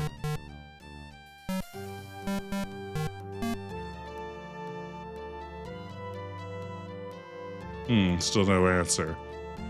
Well, this is the part where we get desperate and start talking with our associates. Tommy, can you help me out again? Like a loser to me. So that would certainly be capable of a little murder. Just some light murder. What you got for me, Arnie? Arnie, what do you think? Tell me if we think this is Tommy Lasorda in the photo on Arnie's desk on the left. I know it's Magic Johnson right behind him. On the left, I'm going to say it's a Tommy Lasorda. Right there. What do we think? Do we think those pixels are supposed to be Tommy Lasorda? That's my official guess. Can't say that I'm too surprised about this one. Wealthy husband, probably life insurance out the kazoo. Kazoo. Out the kazoo. A divorce that got called off the last minute. Chance to get back at him. She did it. Just see if you can cop a plea. You can't win. Thanks, Arnie. Grace. Be in court all day. Stuart. Hey. Stu.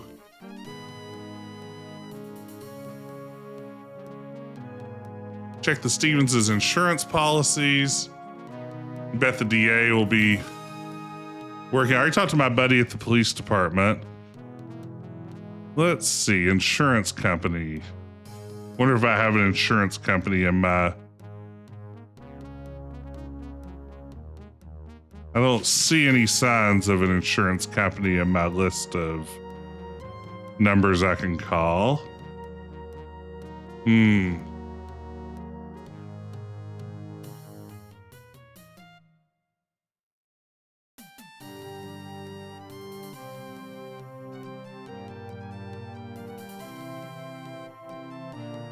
I have the district attorney's number. You're 5 to 10 years. Ooh, isn't looking good. Okay, let's call Zoe Clemens the DA.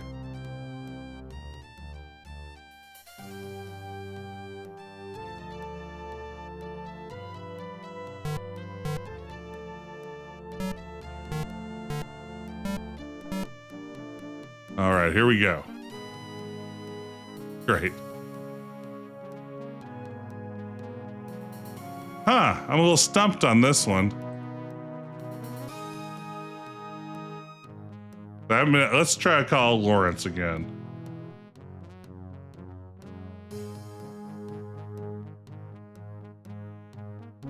Nine 4439. This is the officer at the scene. Actually, I don't know if I've called this person yet. Oh wait, I did. Huh. All right, goodbye. Well,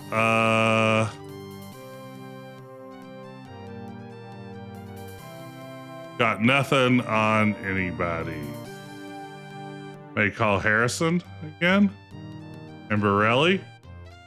Guess those are the next two leads. Harrison. 971 2162. I ain't gonna lose this case, gang. This one's feeling like a big L. He answered yellow. Remember you, the client tried to blackmail me? Yeah, I remember you. What the hell do you want now? A little information on John Stevens' affairs.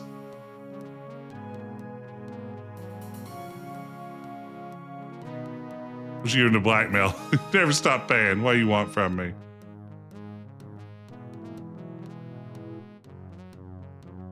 Guy can get killed for mentioning some of the names in the wrong place.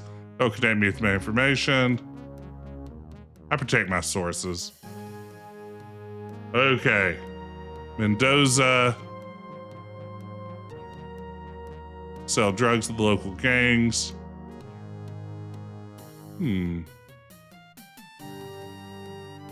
Borelli. Okay.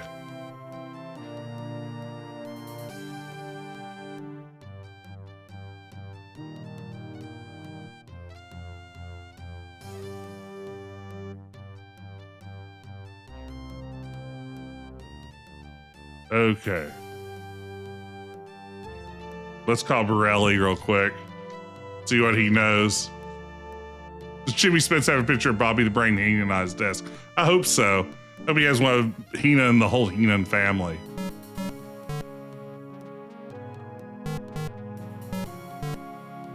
And none of that cheater Hulk Hogan. Ah, good. Whoa! Take your damn answering machine.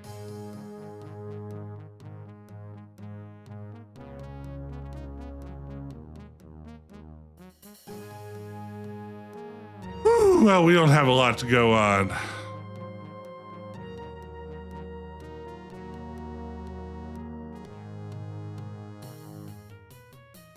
I don't think if there's anything else we can do with very little time. Yeah, but whose side is he on? Hulk Hogan.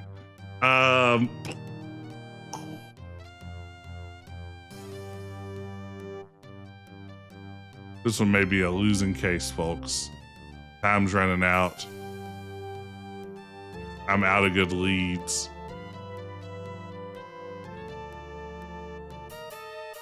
Go visit opposing counsel.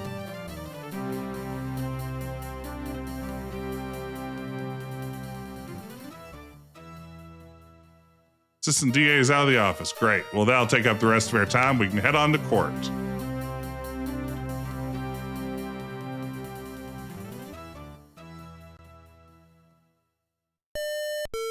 Oh, is it Borelli? Oh, Zoe Clemens called and wants you to come over right away. I'm on my way. That's where I just came from. I just came from there.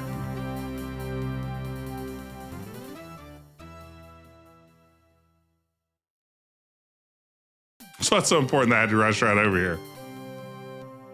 Guy's going to be found guilty. No other suspects, premeditated, cold blood, no remorse. And stretch it out for a while. Here, reducing unrelated, irrelevant material witnesses. We'll go with second degree.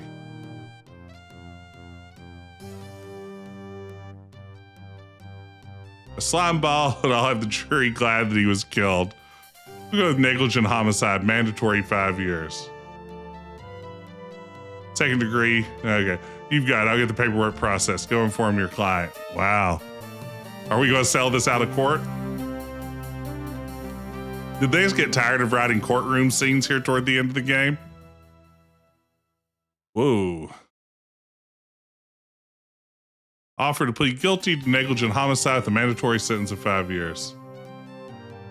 No, I didn't kill my husband. I'm extremely displeased in the manner in which you've handled my case. I'm dismissing you as my attorney.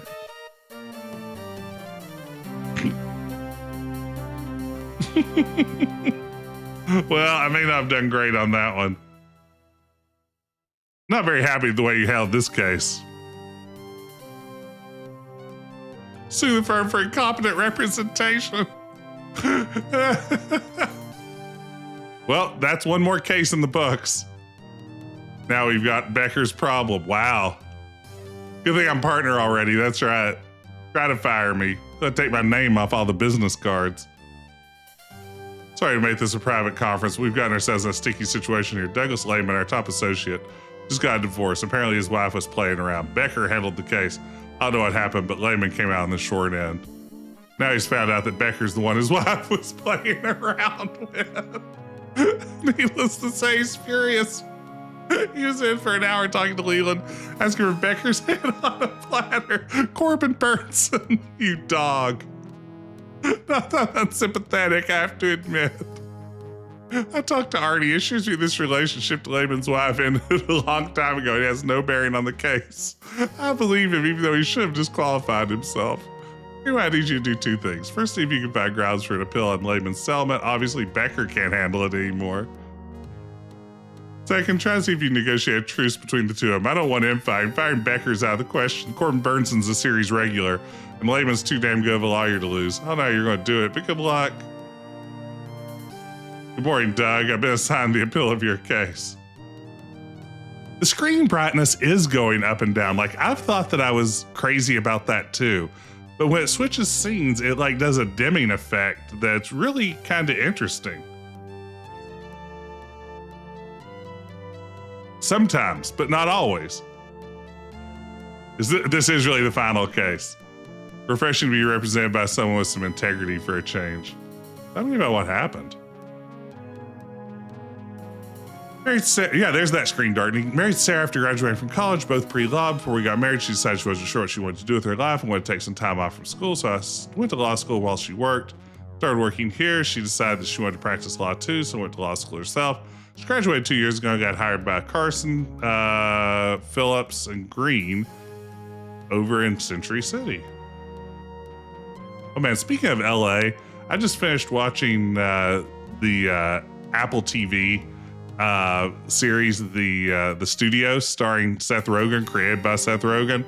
And man, what a fun show that was. The last 2 episodes of the season, the 2-part season finale, was some of the funniest television I've watched in recent years. Check out the Studio.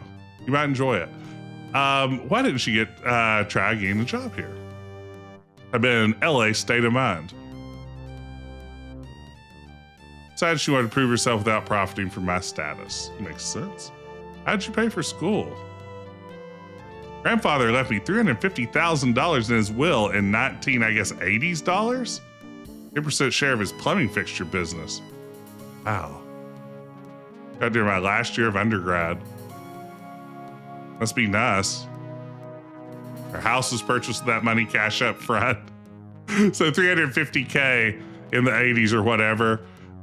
Both got him through law school and paid for a house up front.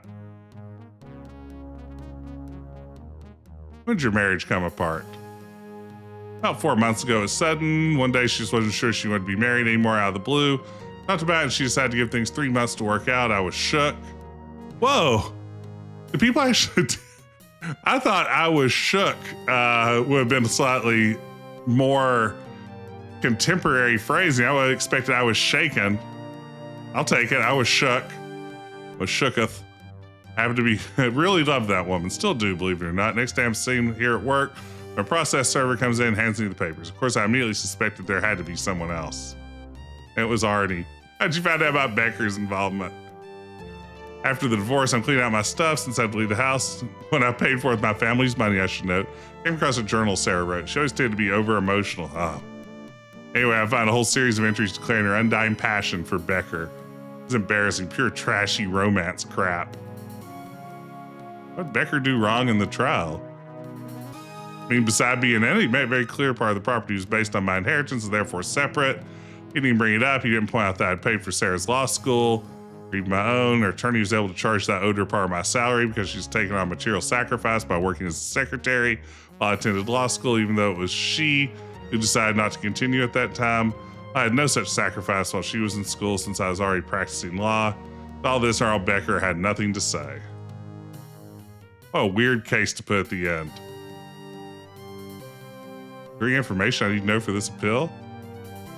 Start with the information I gave Becker. It's in the file. I gave him everything relevant. Not that he read it, most likely. I have duplicates of everything with me.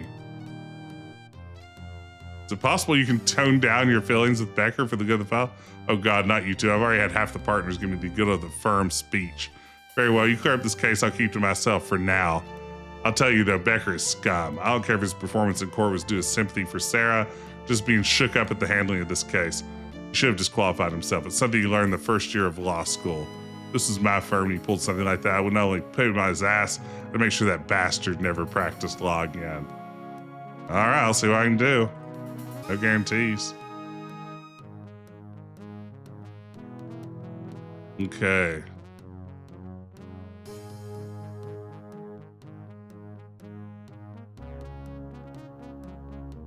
Let's call up our private investigator.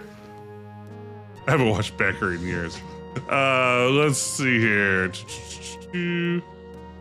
Final in 3 months. Yeah, that's pretty wild. All right, let's get our private investigator on the case. That's always a good idea, is have your private investigator look into one of your coworkers at your law firm. Nothing inappropriate there. You know, compared to the average Capstone game, this one actually runs pretty smoothly too.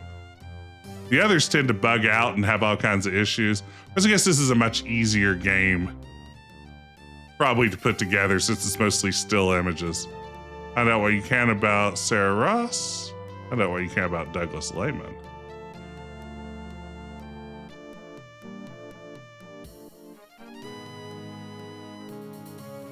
Okay, I don't have a phone number for Ross to talk to her.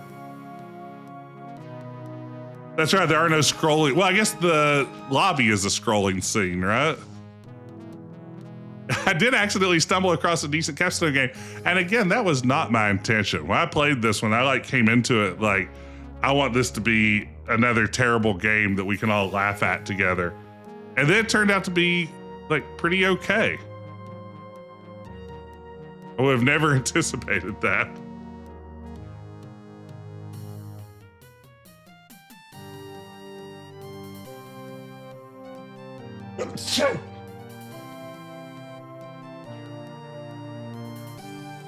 Wow, Lehman paid for law school. You should be home free. Okay. And now we're doing research. California's a community property state. All community, quasi-community properties are divided equally between the spouses. Sort with Arnie. Tell me about what happened. Let's stick to the facts. Spent some time with a woman I met at a cocktail party. Her name was Ross. We spent several evenings comparing legal techniques at Century Plaza. Not able to reach her at work anymore, and I figured she brushed me off. The next week, Lehman comes to see me. It turns out he wants me to represent him. A divorce case filed by his wife, a lawyer named Sarah Ross. What'd you do? What the hell can I do? This guy's half crying about his wife betraying him, about his life is ruined. What should I have done? Told him I can't help you with this? Because I'm the guy who's been horizontal dancing with your wife.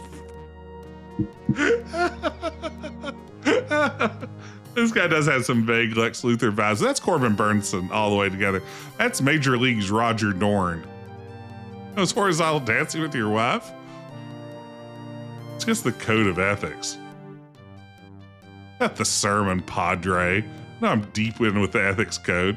I feel like McKenzie only suspends me with it for a few months. What was I to do? I got stuck in the situation. I wouldn't have nailed her if I'd known she was Lehman's wife. Thought she was some guy I didn't know's wife.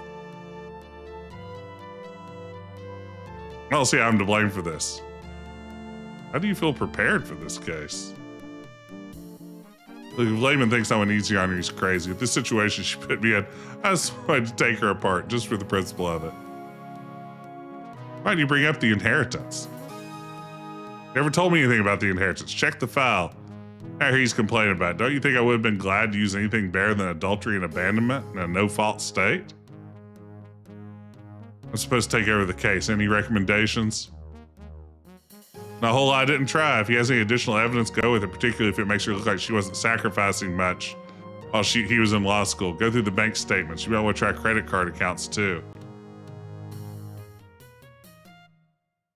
I wonder here, do I have anything resembling?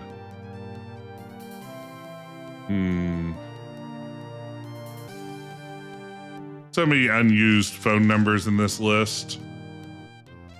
Let's see. UCLA Law School admissions. Maybe we'll try them. Thanks, I'll get on with it. Whoa. Oh, hello, Doug. What's up? I once went to the restroom at my office, and I left the door barely cracked just so I wouldn't have to unlock it again when I came back.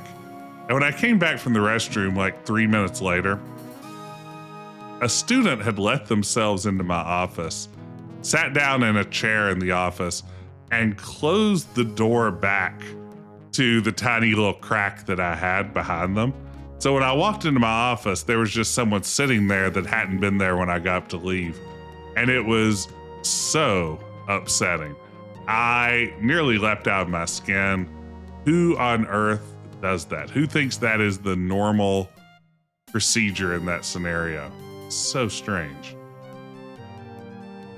Give you some extra copies of things. Let me know if you have any questions. There may be people you and Sarah knew. Say she wasn't making any sacrifices in her living standards. Ari Richardson. Okay, that's a person.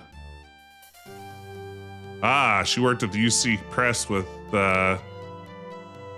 him. Oh man, we got all kinds of people.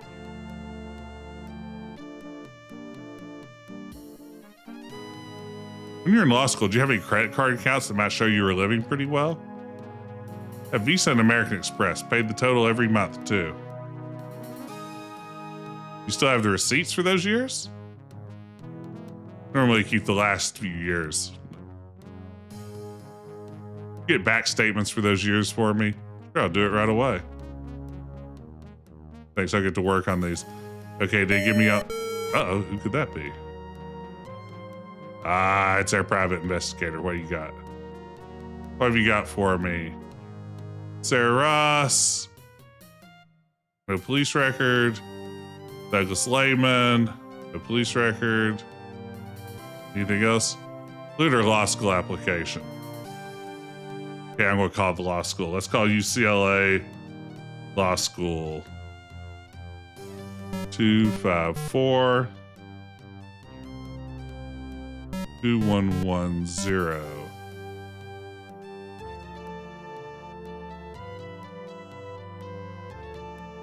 Wonder how we're doing on time here. Admissions, oh man, we don't have long. Can't be released without the applicant's written permission. Okay, no good there. UC, University of California Press was another, oops. Let's tap that. Maybe 5555555 will pick up.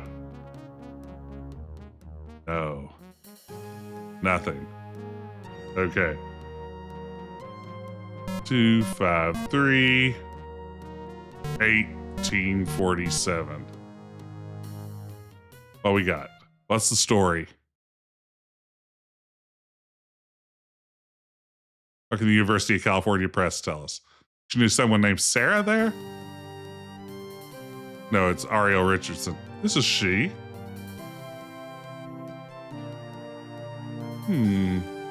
Acquaintances with him and his wife. Yes. Doug and Sarah splitting up? I can hardly believe it. Why do you find it hard to believe they're divorcing? Rarely known such a happy couple. How long did you know them? Office here from around the time of the Olympics. That must have been mid-1984 until she left to go back to school.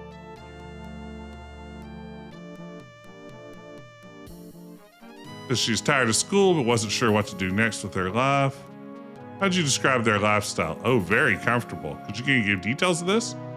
Living in one of the better places in Westwood. Lots of married students have to commute from the valley. Each had their own car, new ones too. As soon as Doug graduated, they started looking for a house. I always figured they had rich parents or something. Okay, then there were the Shacklefords, they told us to call. Uh-oh, in the conference room immediately. Plea off Lehman's case, we got bigger problems. We've been having meetings all day. Apparently, Alice Coghlan, a new associate who's been working with Grace, went down to San Diego for the weekend after the Lehman Ross trial. She and her fiance saw Becker and Ross together several times that weekend. Oh no. She went to Lehman about it. He came to me and threw the whole thing in my lap, threatening to file as large and embarrassing a lawsuit as I can. Then he walked out, talked to Becker. He said that yes, he'd seen Ross in San Diego that weekend, but hadn't planned it. So he went down by himself, and Ross just happened to be staying at the same hotel and latched onto him. According to Becker, he wasn't too happy about it. a leave of absence. He asked for himself till we get this settled. Hey, oh my goodness, another big raid. Let me give a shout out here. Welcome in, Raiders. Hey, thank you for the follow, Optimus Power 84. Let me give a shout out here to 90s Craig. 90s Craig, thank you so much for the raid. How are you doing this evening? What were you streaming? Hey, Say It Isn't So Joe, thank you for the follow. Welcome in, everybody. I'm Jess, Decaf Jedi. Every Wednesday night, I stream old point-and-click adventure games. Tonight, I'm streaming a weird one from the early 90s. We're playing LA Law, the computer game, based on the popular television series. It's a legal sim, kind of like Ace Attorney. Hey, Smoke a Tide Pod, thank you. Thank you for that follow.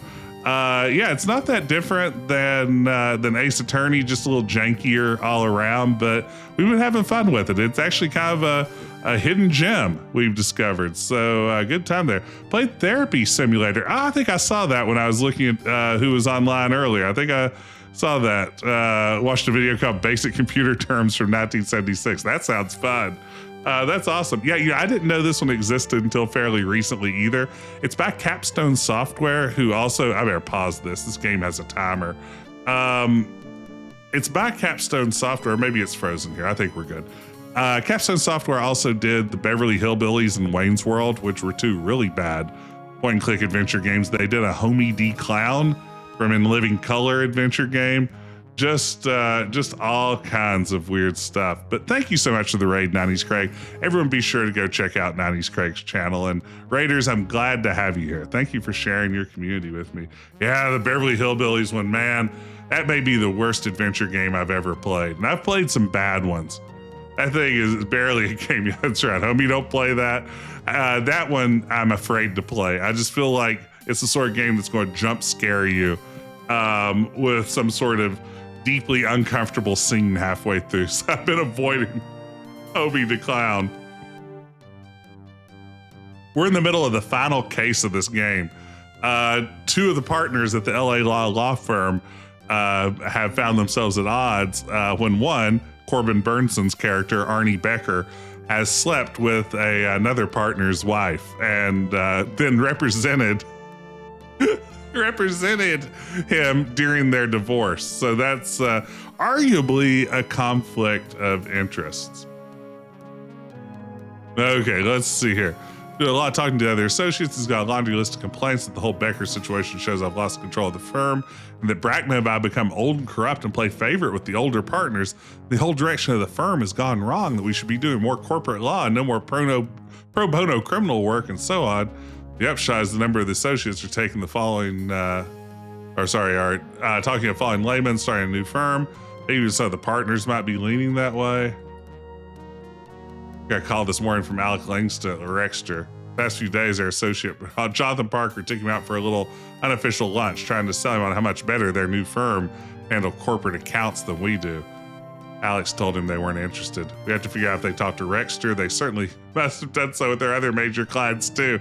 The fact that I haven't heard from like I heard from Alex is not reassuring. Probably a mistake to entrust the associates with so much of our corporate work.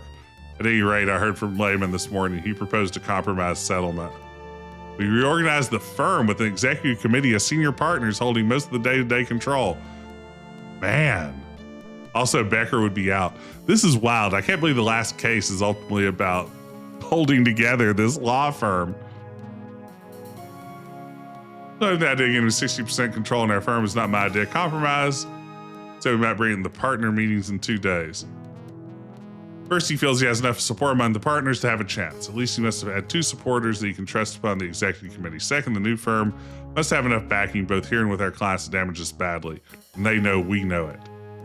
I don't know what to do. You've dealt with Lehman already. See if you can talk him out of this. I grant you he has a case, but destroying our firm isn't the way to do it. I don't know what the other partners think. See if you can find out. I'm afraid 3 of us here might wind up being the only ones left. Uh-oh, phone call. All right, it's our private investigator. I bet he's got something good for us. Hey, Joe, what you got for me? Nothing good in her phone case. Let's see here. I'll get back to you as soon as I can. I never called the Shacklefords. How about Colin? Do I have that person's number in my handy dandy phone list? Let's call the Shacklefords. I don't know if that part of the case is still relevant, but I guess if I have them in my notes, it's worth calling. 482-3763. Oops, wrong number. That's a 2, not a 3.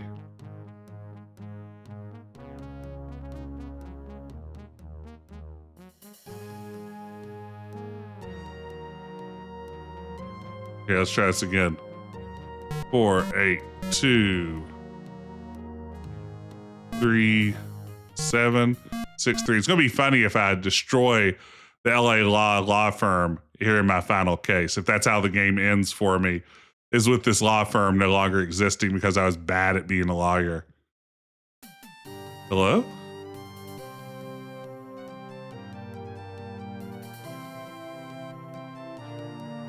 I understand you're acquainted with him and his wife.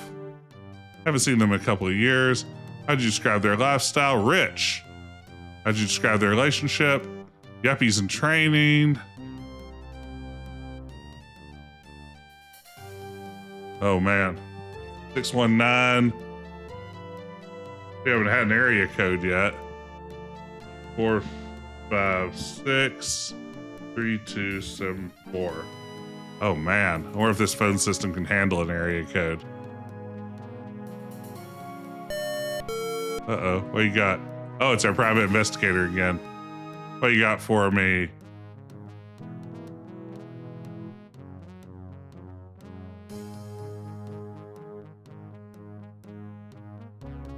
Okay, nothing good.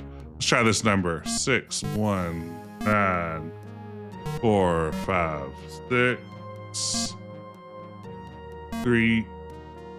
Okay, so it can't handle the area code. This is Rusty Shackelford, yes. All right, let's try the number without the area code. 456-3274. Dial 9, then 1, then the area code.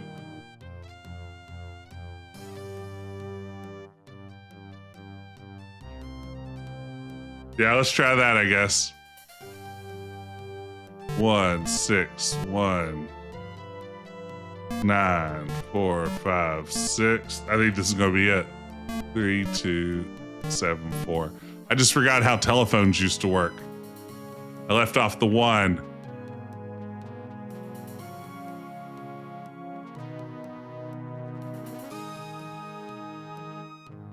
That's not supposed to be a puzzle.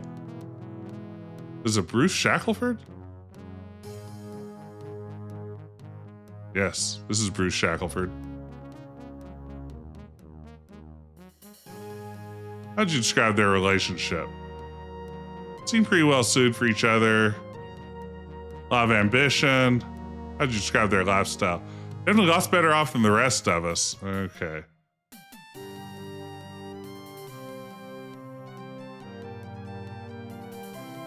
Probably made up my mind. This is going to be a 2-lawyer family. But she'd just been accepted at UCLA Law. Okay, I got nothing out of this. I guess I'm supposed to go talk to everybody now, right? Consult with Tom Lay. I don't have a clock anymore. I wonder what that means. What do you think about what's going on here? Ooh, people cleaned up their desk.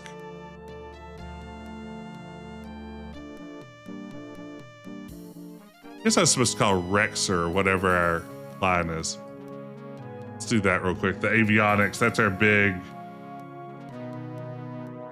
corporate client that they said possibly is being stolen. 4733.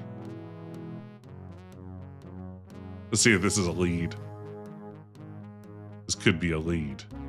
You know, I love a lead. As an investigative lawyer, a job that I don't think exists.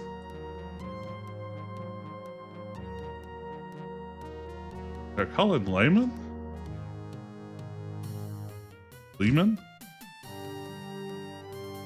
Call him back in to see if we can talk any more sense into him. 0822. I bet he'll be right here.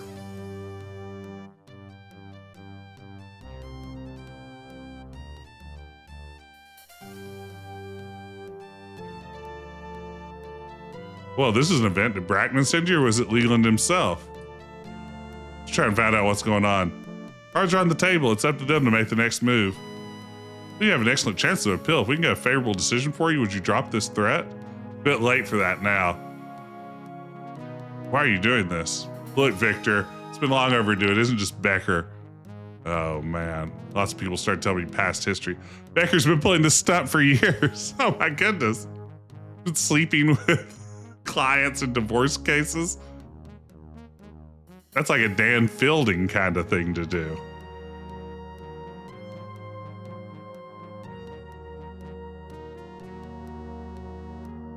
Oh, man. Oh, wow. It's hard to believe this. His long career stuck as an associate isn't somehow tied to his not quite fitting in at the local whites only country club. Is this why you're planning on splitting up the firm? The firm in trouble. Constant lack of income. Man does not live by trials alone. Hey, goodness gracious, another raid.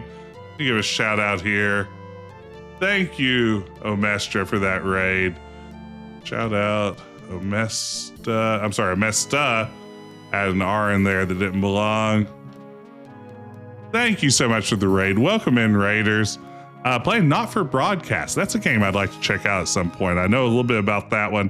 How is it? Are you having a good time? Welcome in, raiders. I'm Decaf Jedi. Every Wednesday night, I stream retro point-and-click adventure games. Tonight, we are streaming the LA Law adventure game. It's a legal sim from the early 1990s. Surprisingly better than I would have ever expected. It's from Capstone, a company not known for making good games. We've been having a pretty good time with it. We're here nearly at the end. How are you doing? How was your game? And thanks again for the raid. Welcome in, raiders. If you enjoy these sorts of older games, feel free to drop a follow. We'd love to have you around. Big recommend for Not For Broadcast. One of the favorite games from the last decade. I've had it on my to play list for a while now. I will take your advice and check it out here soon. That one may need to jump up on the list.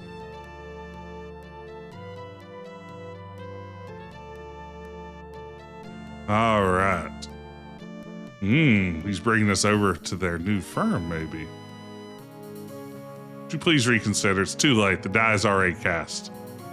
Oh, no. Guess let's go talk to all the other associates. Maybe I'll do some legal research. Inheritances from one party's family are considered separate but not community property. I guess Arnie's out. Oh, you maybe reached it home. Do I have a number for Arnold Becker? Well, I do.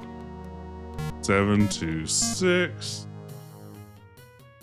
0420.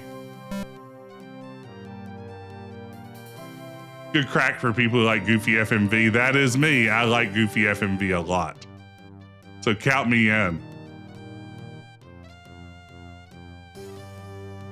I'll definitely check that out. Thank you, Amesta. Not bad for someone whose career is just about down the tubes. Trying to figure out what's going on. Why didn't you mention you were with Ross in San Diego after the verdict? That was Victor. I wasn't with her. I was trying to get away from her. What do you mean? I don't want to get away for a few days. Went down to Coronado. Mrs. X. Lehman shows up and starts hanging around me. Are you saying that nothing happened? Nothing. I had no interest whatsoever, and neither did she. Just like forcing herself on me in other ways, only in public. That was her way of gloating over being me in the case. It's hard to believe. I ask you to believe anything. You ain't exactly set out to destroy the firm. Besides, if anyone's paying the price for this one, I am. Yeah, I'll talk to you later. Okay, let's see who else we can talk to here. Consult with Grace Von Owen. What you got for me, Grace? I like to imagine the full motion video version of this game is every character is animatedly talking and Jimmy just still stands there. Still. I have no idea what to do. Becker did what they say, dude. Should be disbarred. That seems like this firm has been mismanaged since I've been here. It costs all of us.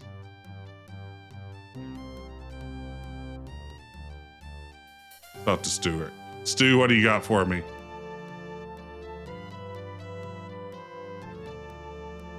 Always had a lax management style. Looks like it finally backfired. Maybe this firm got rearranged. It could be a lot more productive. Man, everybody's just giving up. Lunch with a client.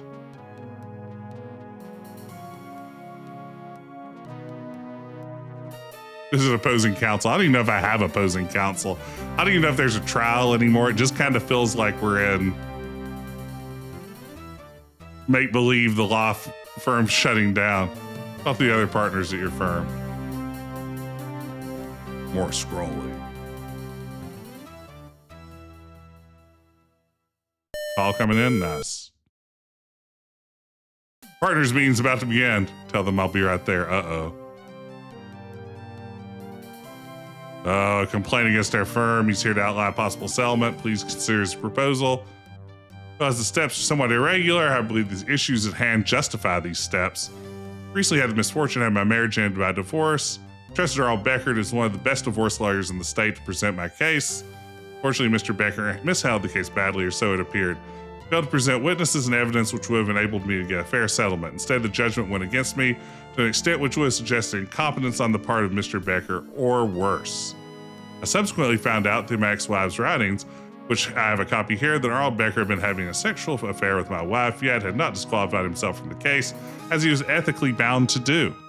In fact, for further proof of Mr. Becker's malfeasance, I call on Alice Coland. Where were you on the weekend of November 20th through 22nd? Michael, my fiancé, decided not to spend the weekend at the Coronado. Who'd you see there? We saw Arnie, Mrs. Lehman's ex-wife. Are you sure it was Sarah Ross with Becker? Oh yes, I've met her before. They seem to be, shall we say, intimately involved. Never saw one without the other. There was always some intimacy involved. Do you have any other witnesses to this? Oh, Michael will testify under oath. Anyone else have any questions about what she has to say? You'd actually see them say go to a private room together. We weren't there to spy. Are there any other questions?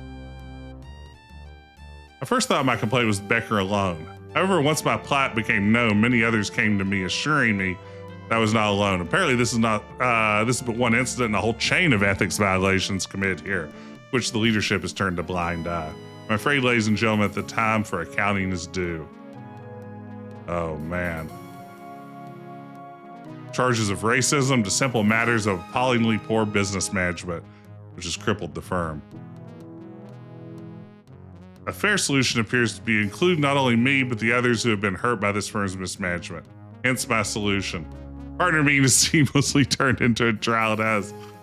Firm be restructured with a 5-person executive committee of senior partners running the day-to-day business matters. New blood, new energy to McKenzie Brackman, enabling it to develop one of the top firms in the state, if not the country. Take this step, I'll consider the treatment I've received to be forgotten. Take no further action. If not, I shall have no other choice but to view as a rebuff to my complaint, and shall take all necessary steps for redress. My friends, consider your position well. Before you ask for a vote on your proposal, I'd like to have the opportunity to meet with you. I grant that you raised some issues that are worth considering.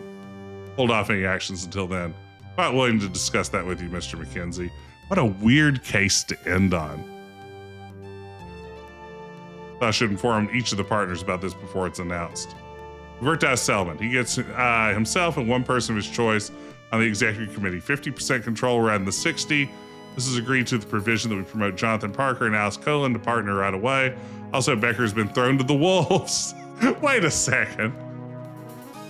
So this game takes one of the series regulars, canonically part of this series throughout much of its run, Corbin Burnson, and it fires him from the firm in disgrace.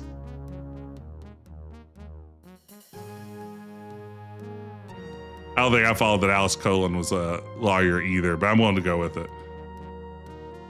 It'd be like if you played a Star Trek game and they're just like, yeah, in this one, data gets transferred to another ship, and that's how it goes. Thanks for playing our Next Generation game. Here's the clincher. Lehman and Ross are back together. As soon as she realized how Becker had used her, she came back to him.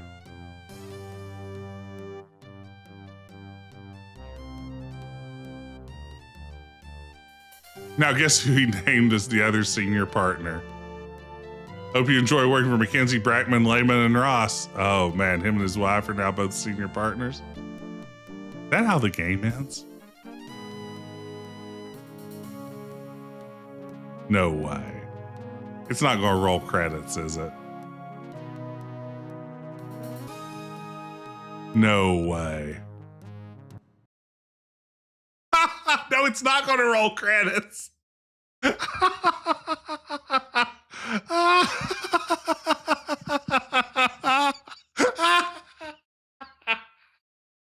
Yes.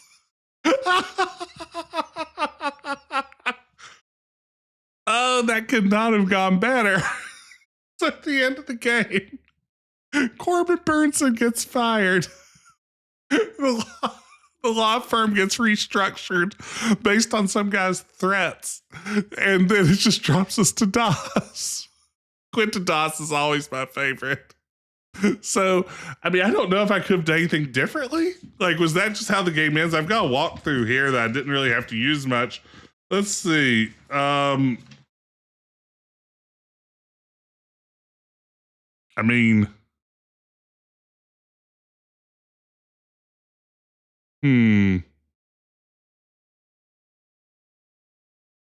there's not a lot, it doesn't look like. Maybe that's just how the game ends. Maybe there's a good ending I didn't get.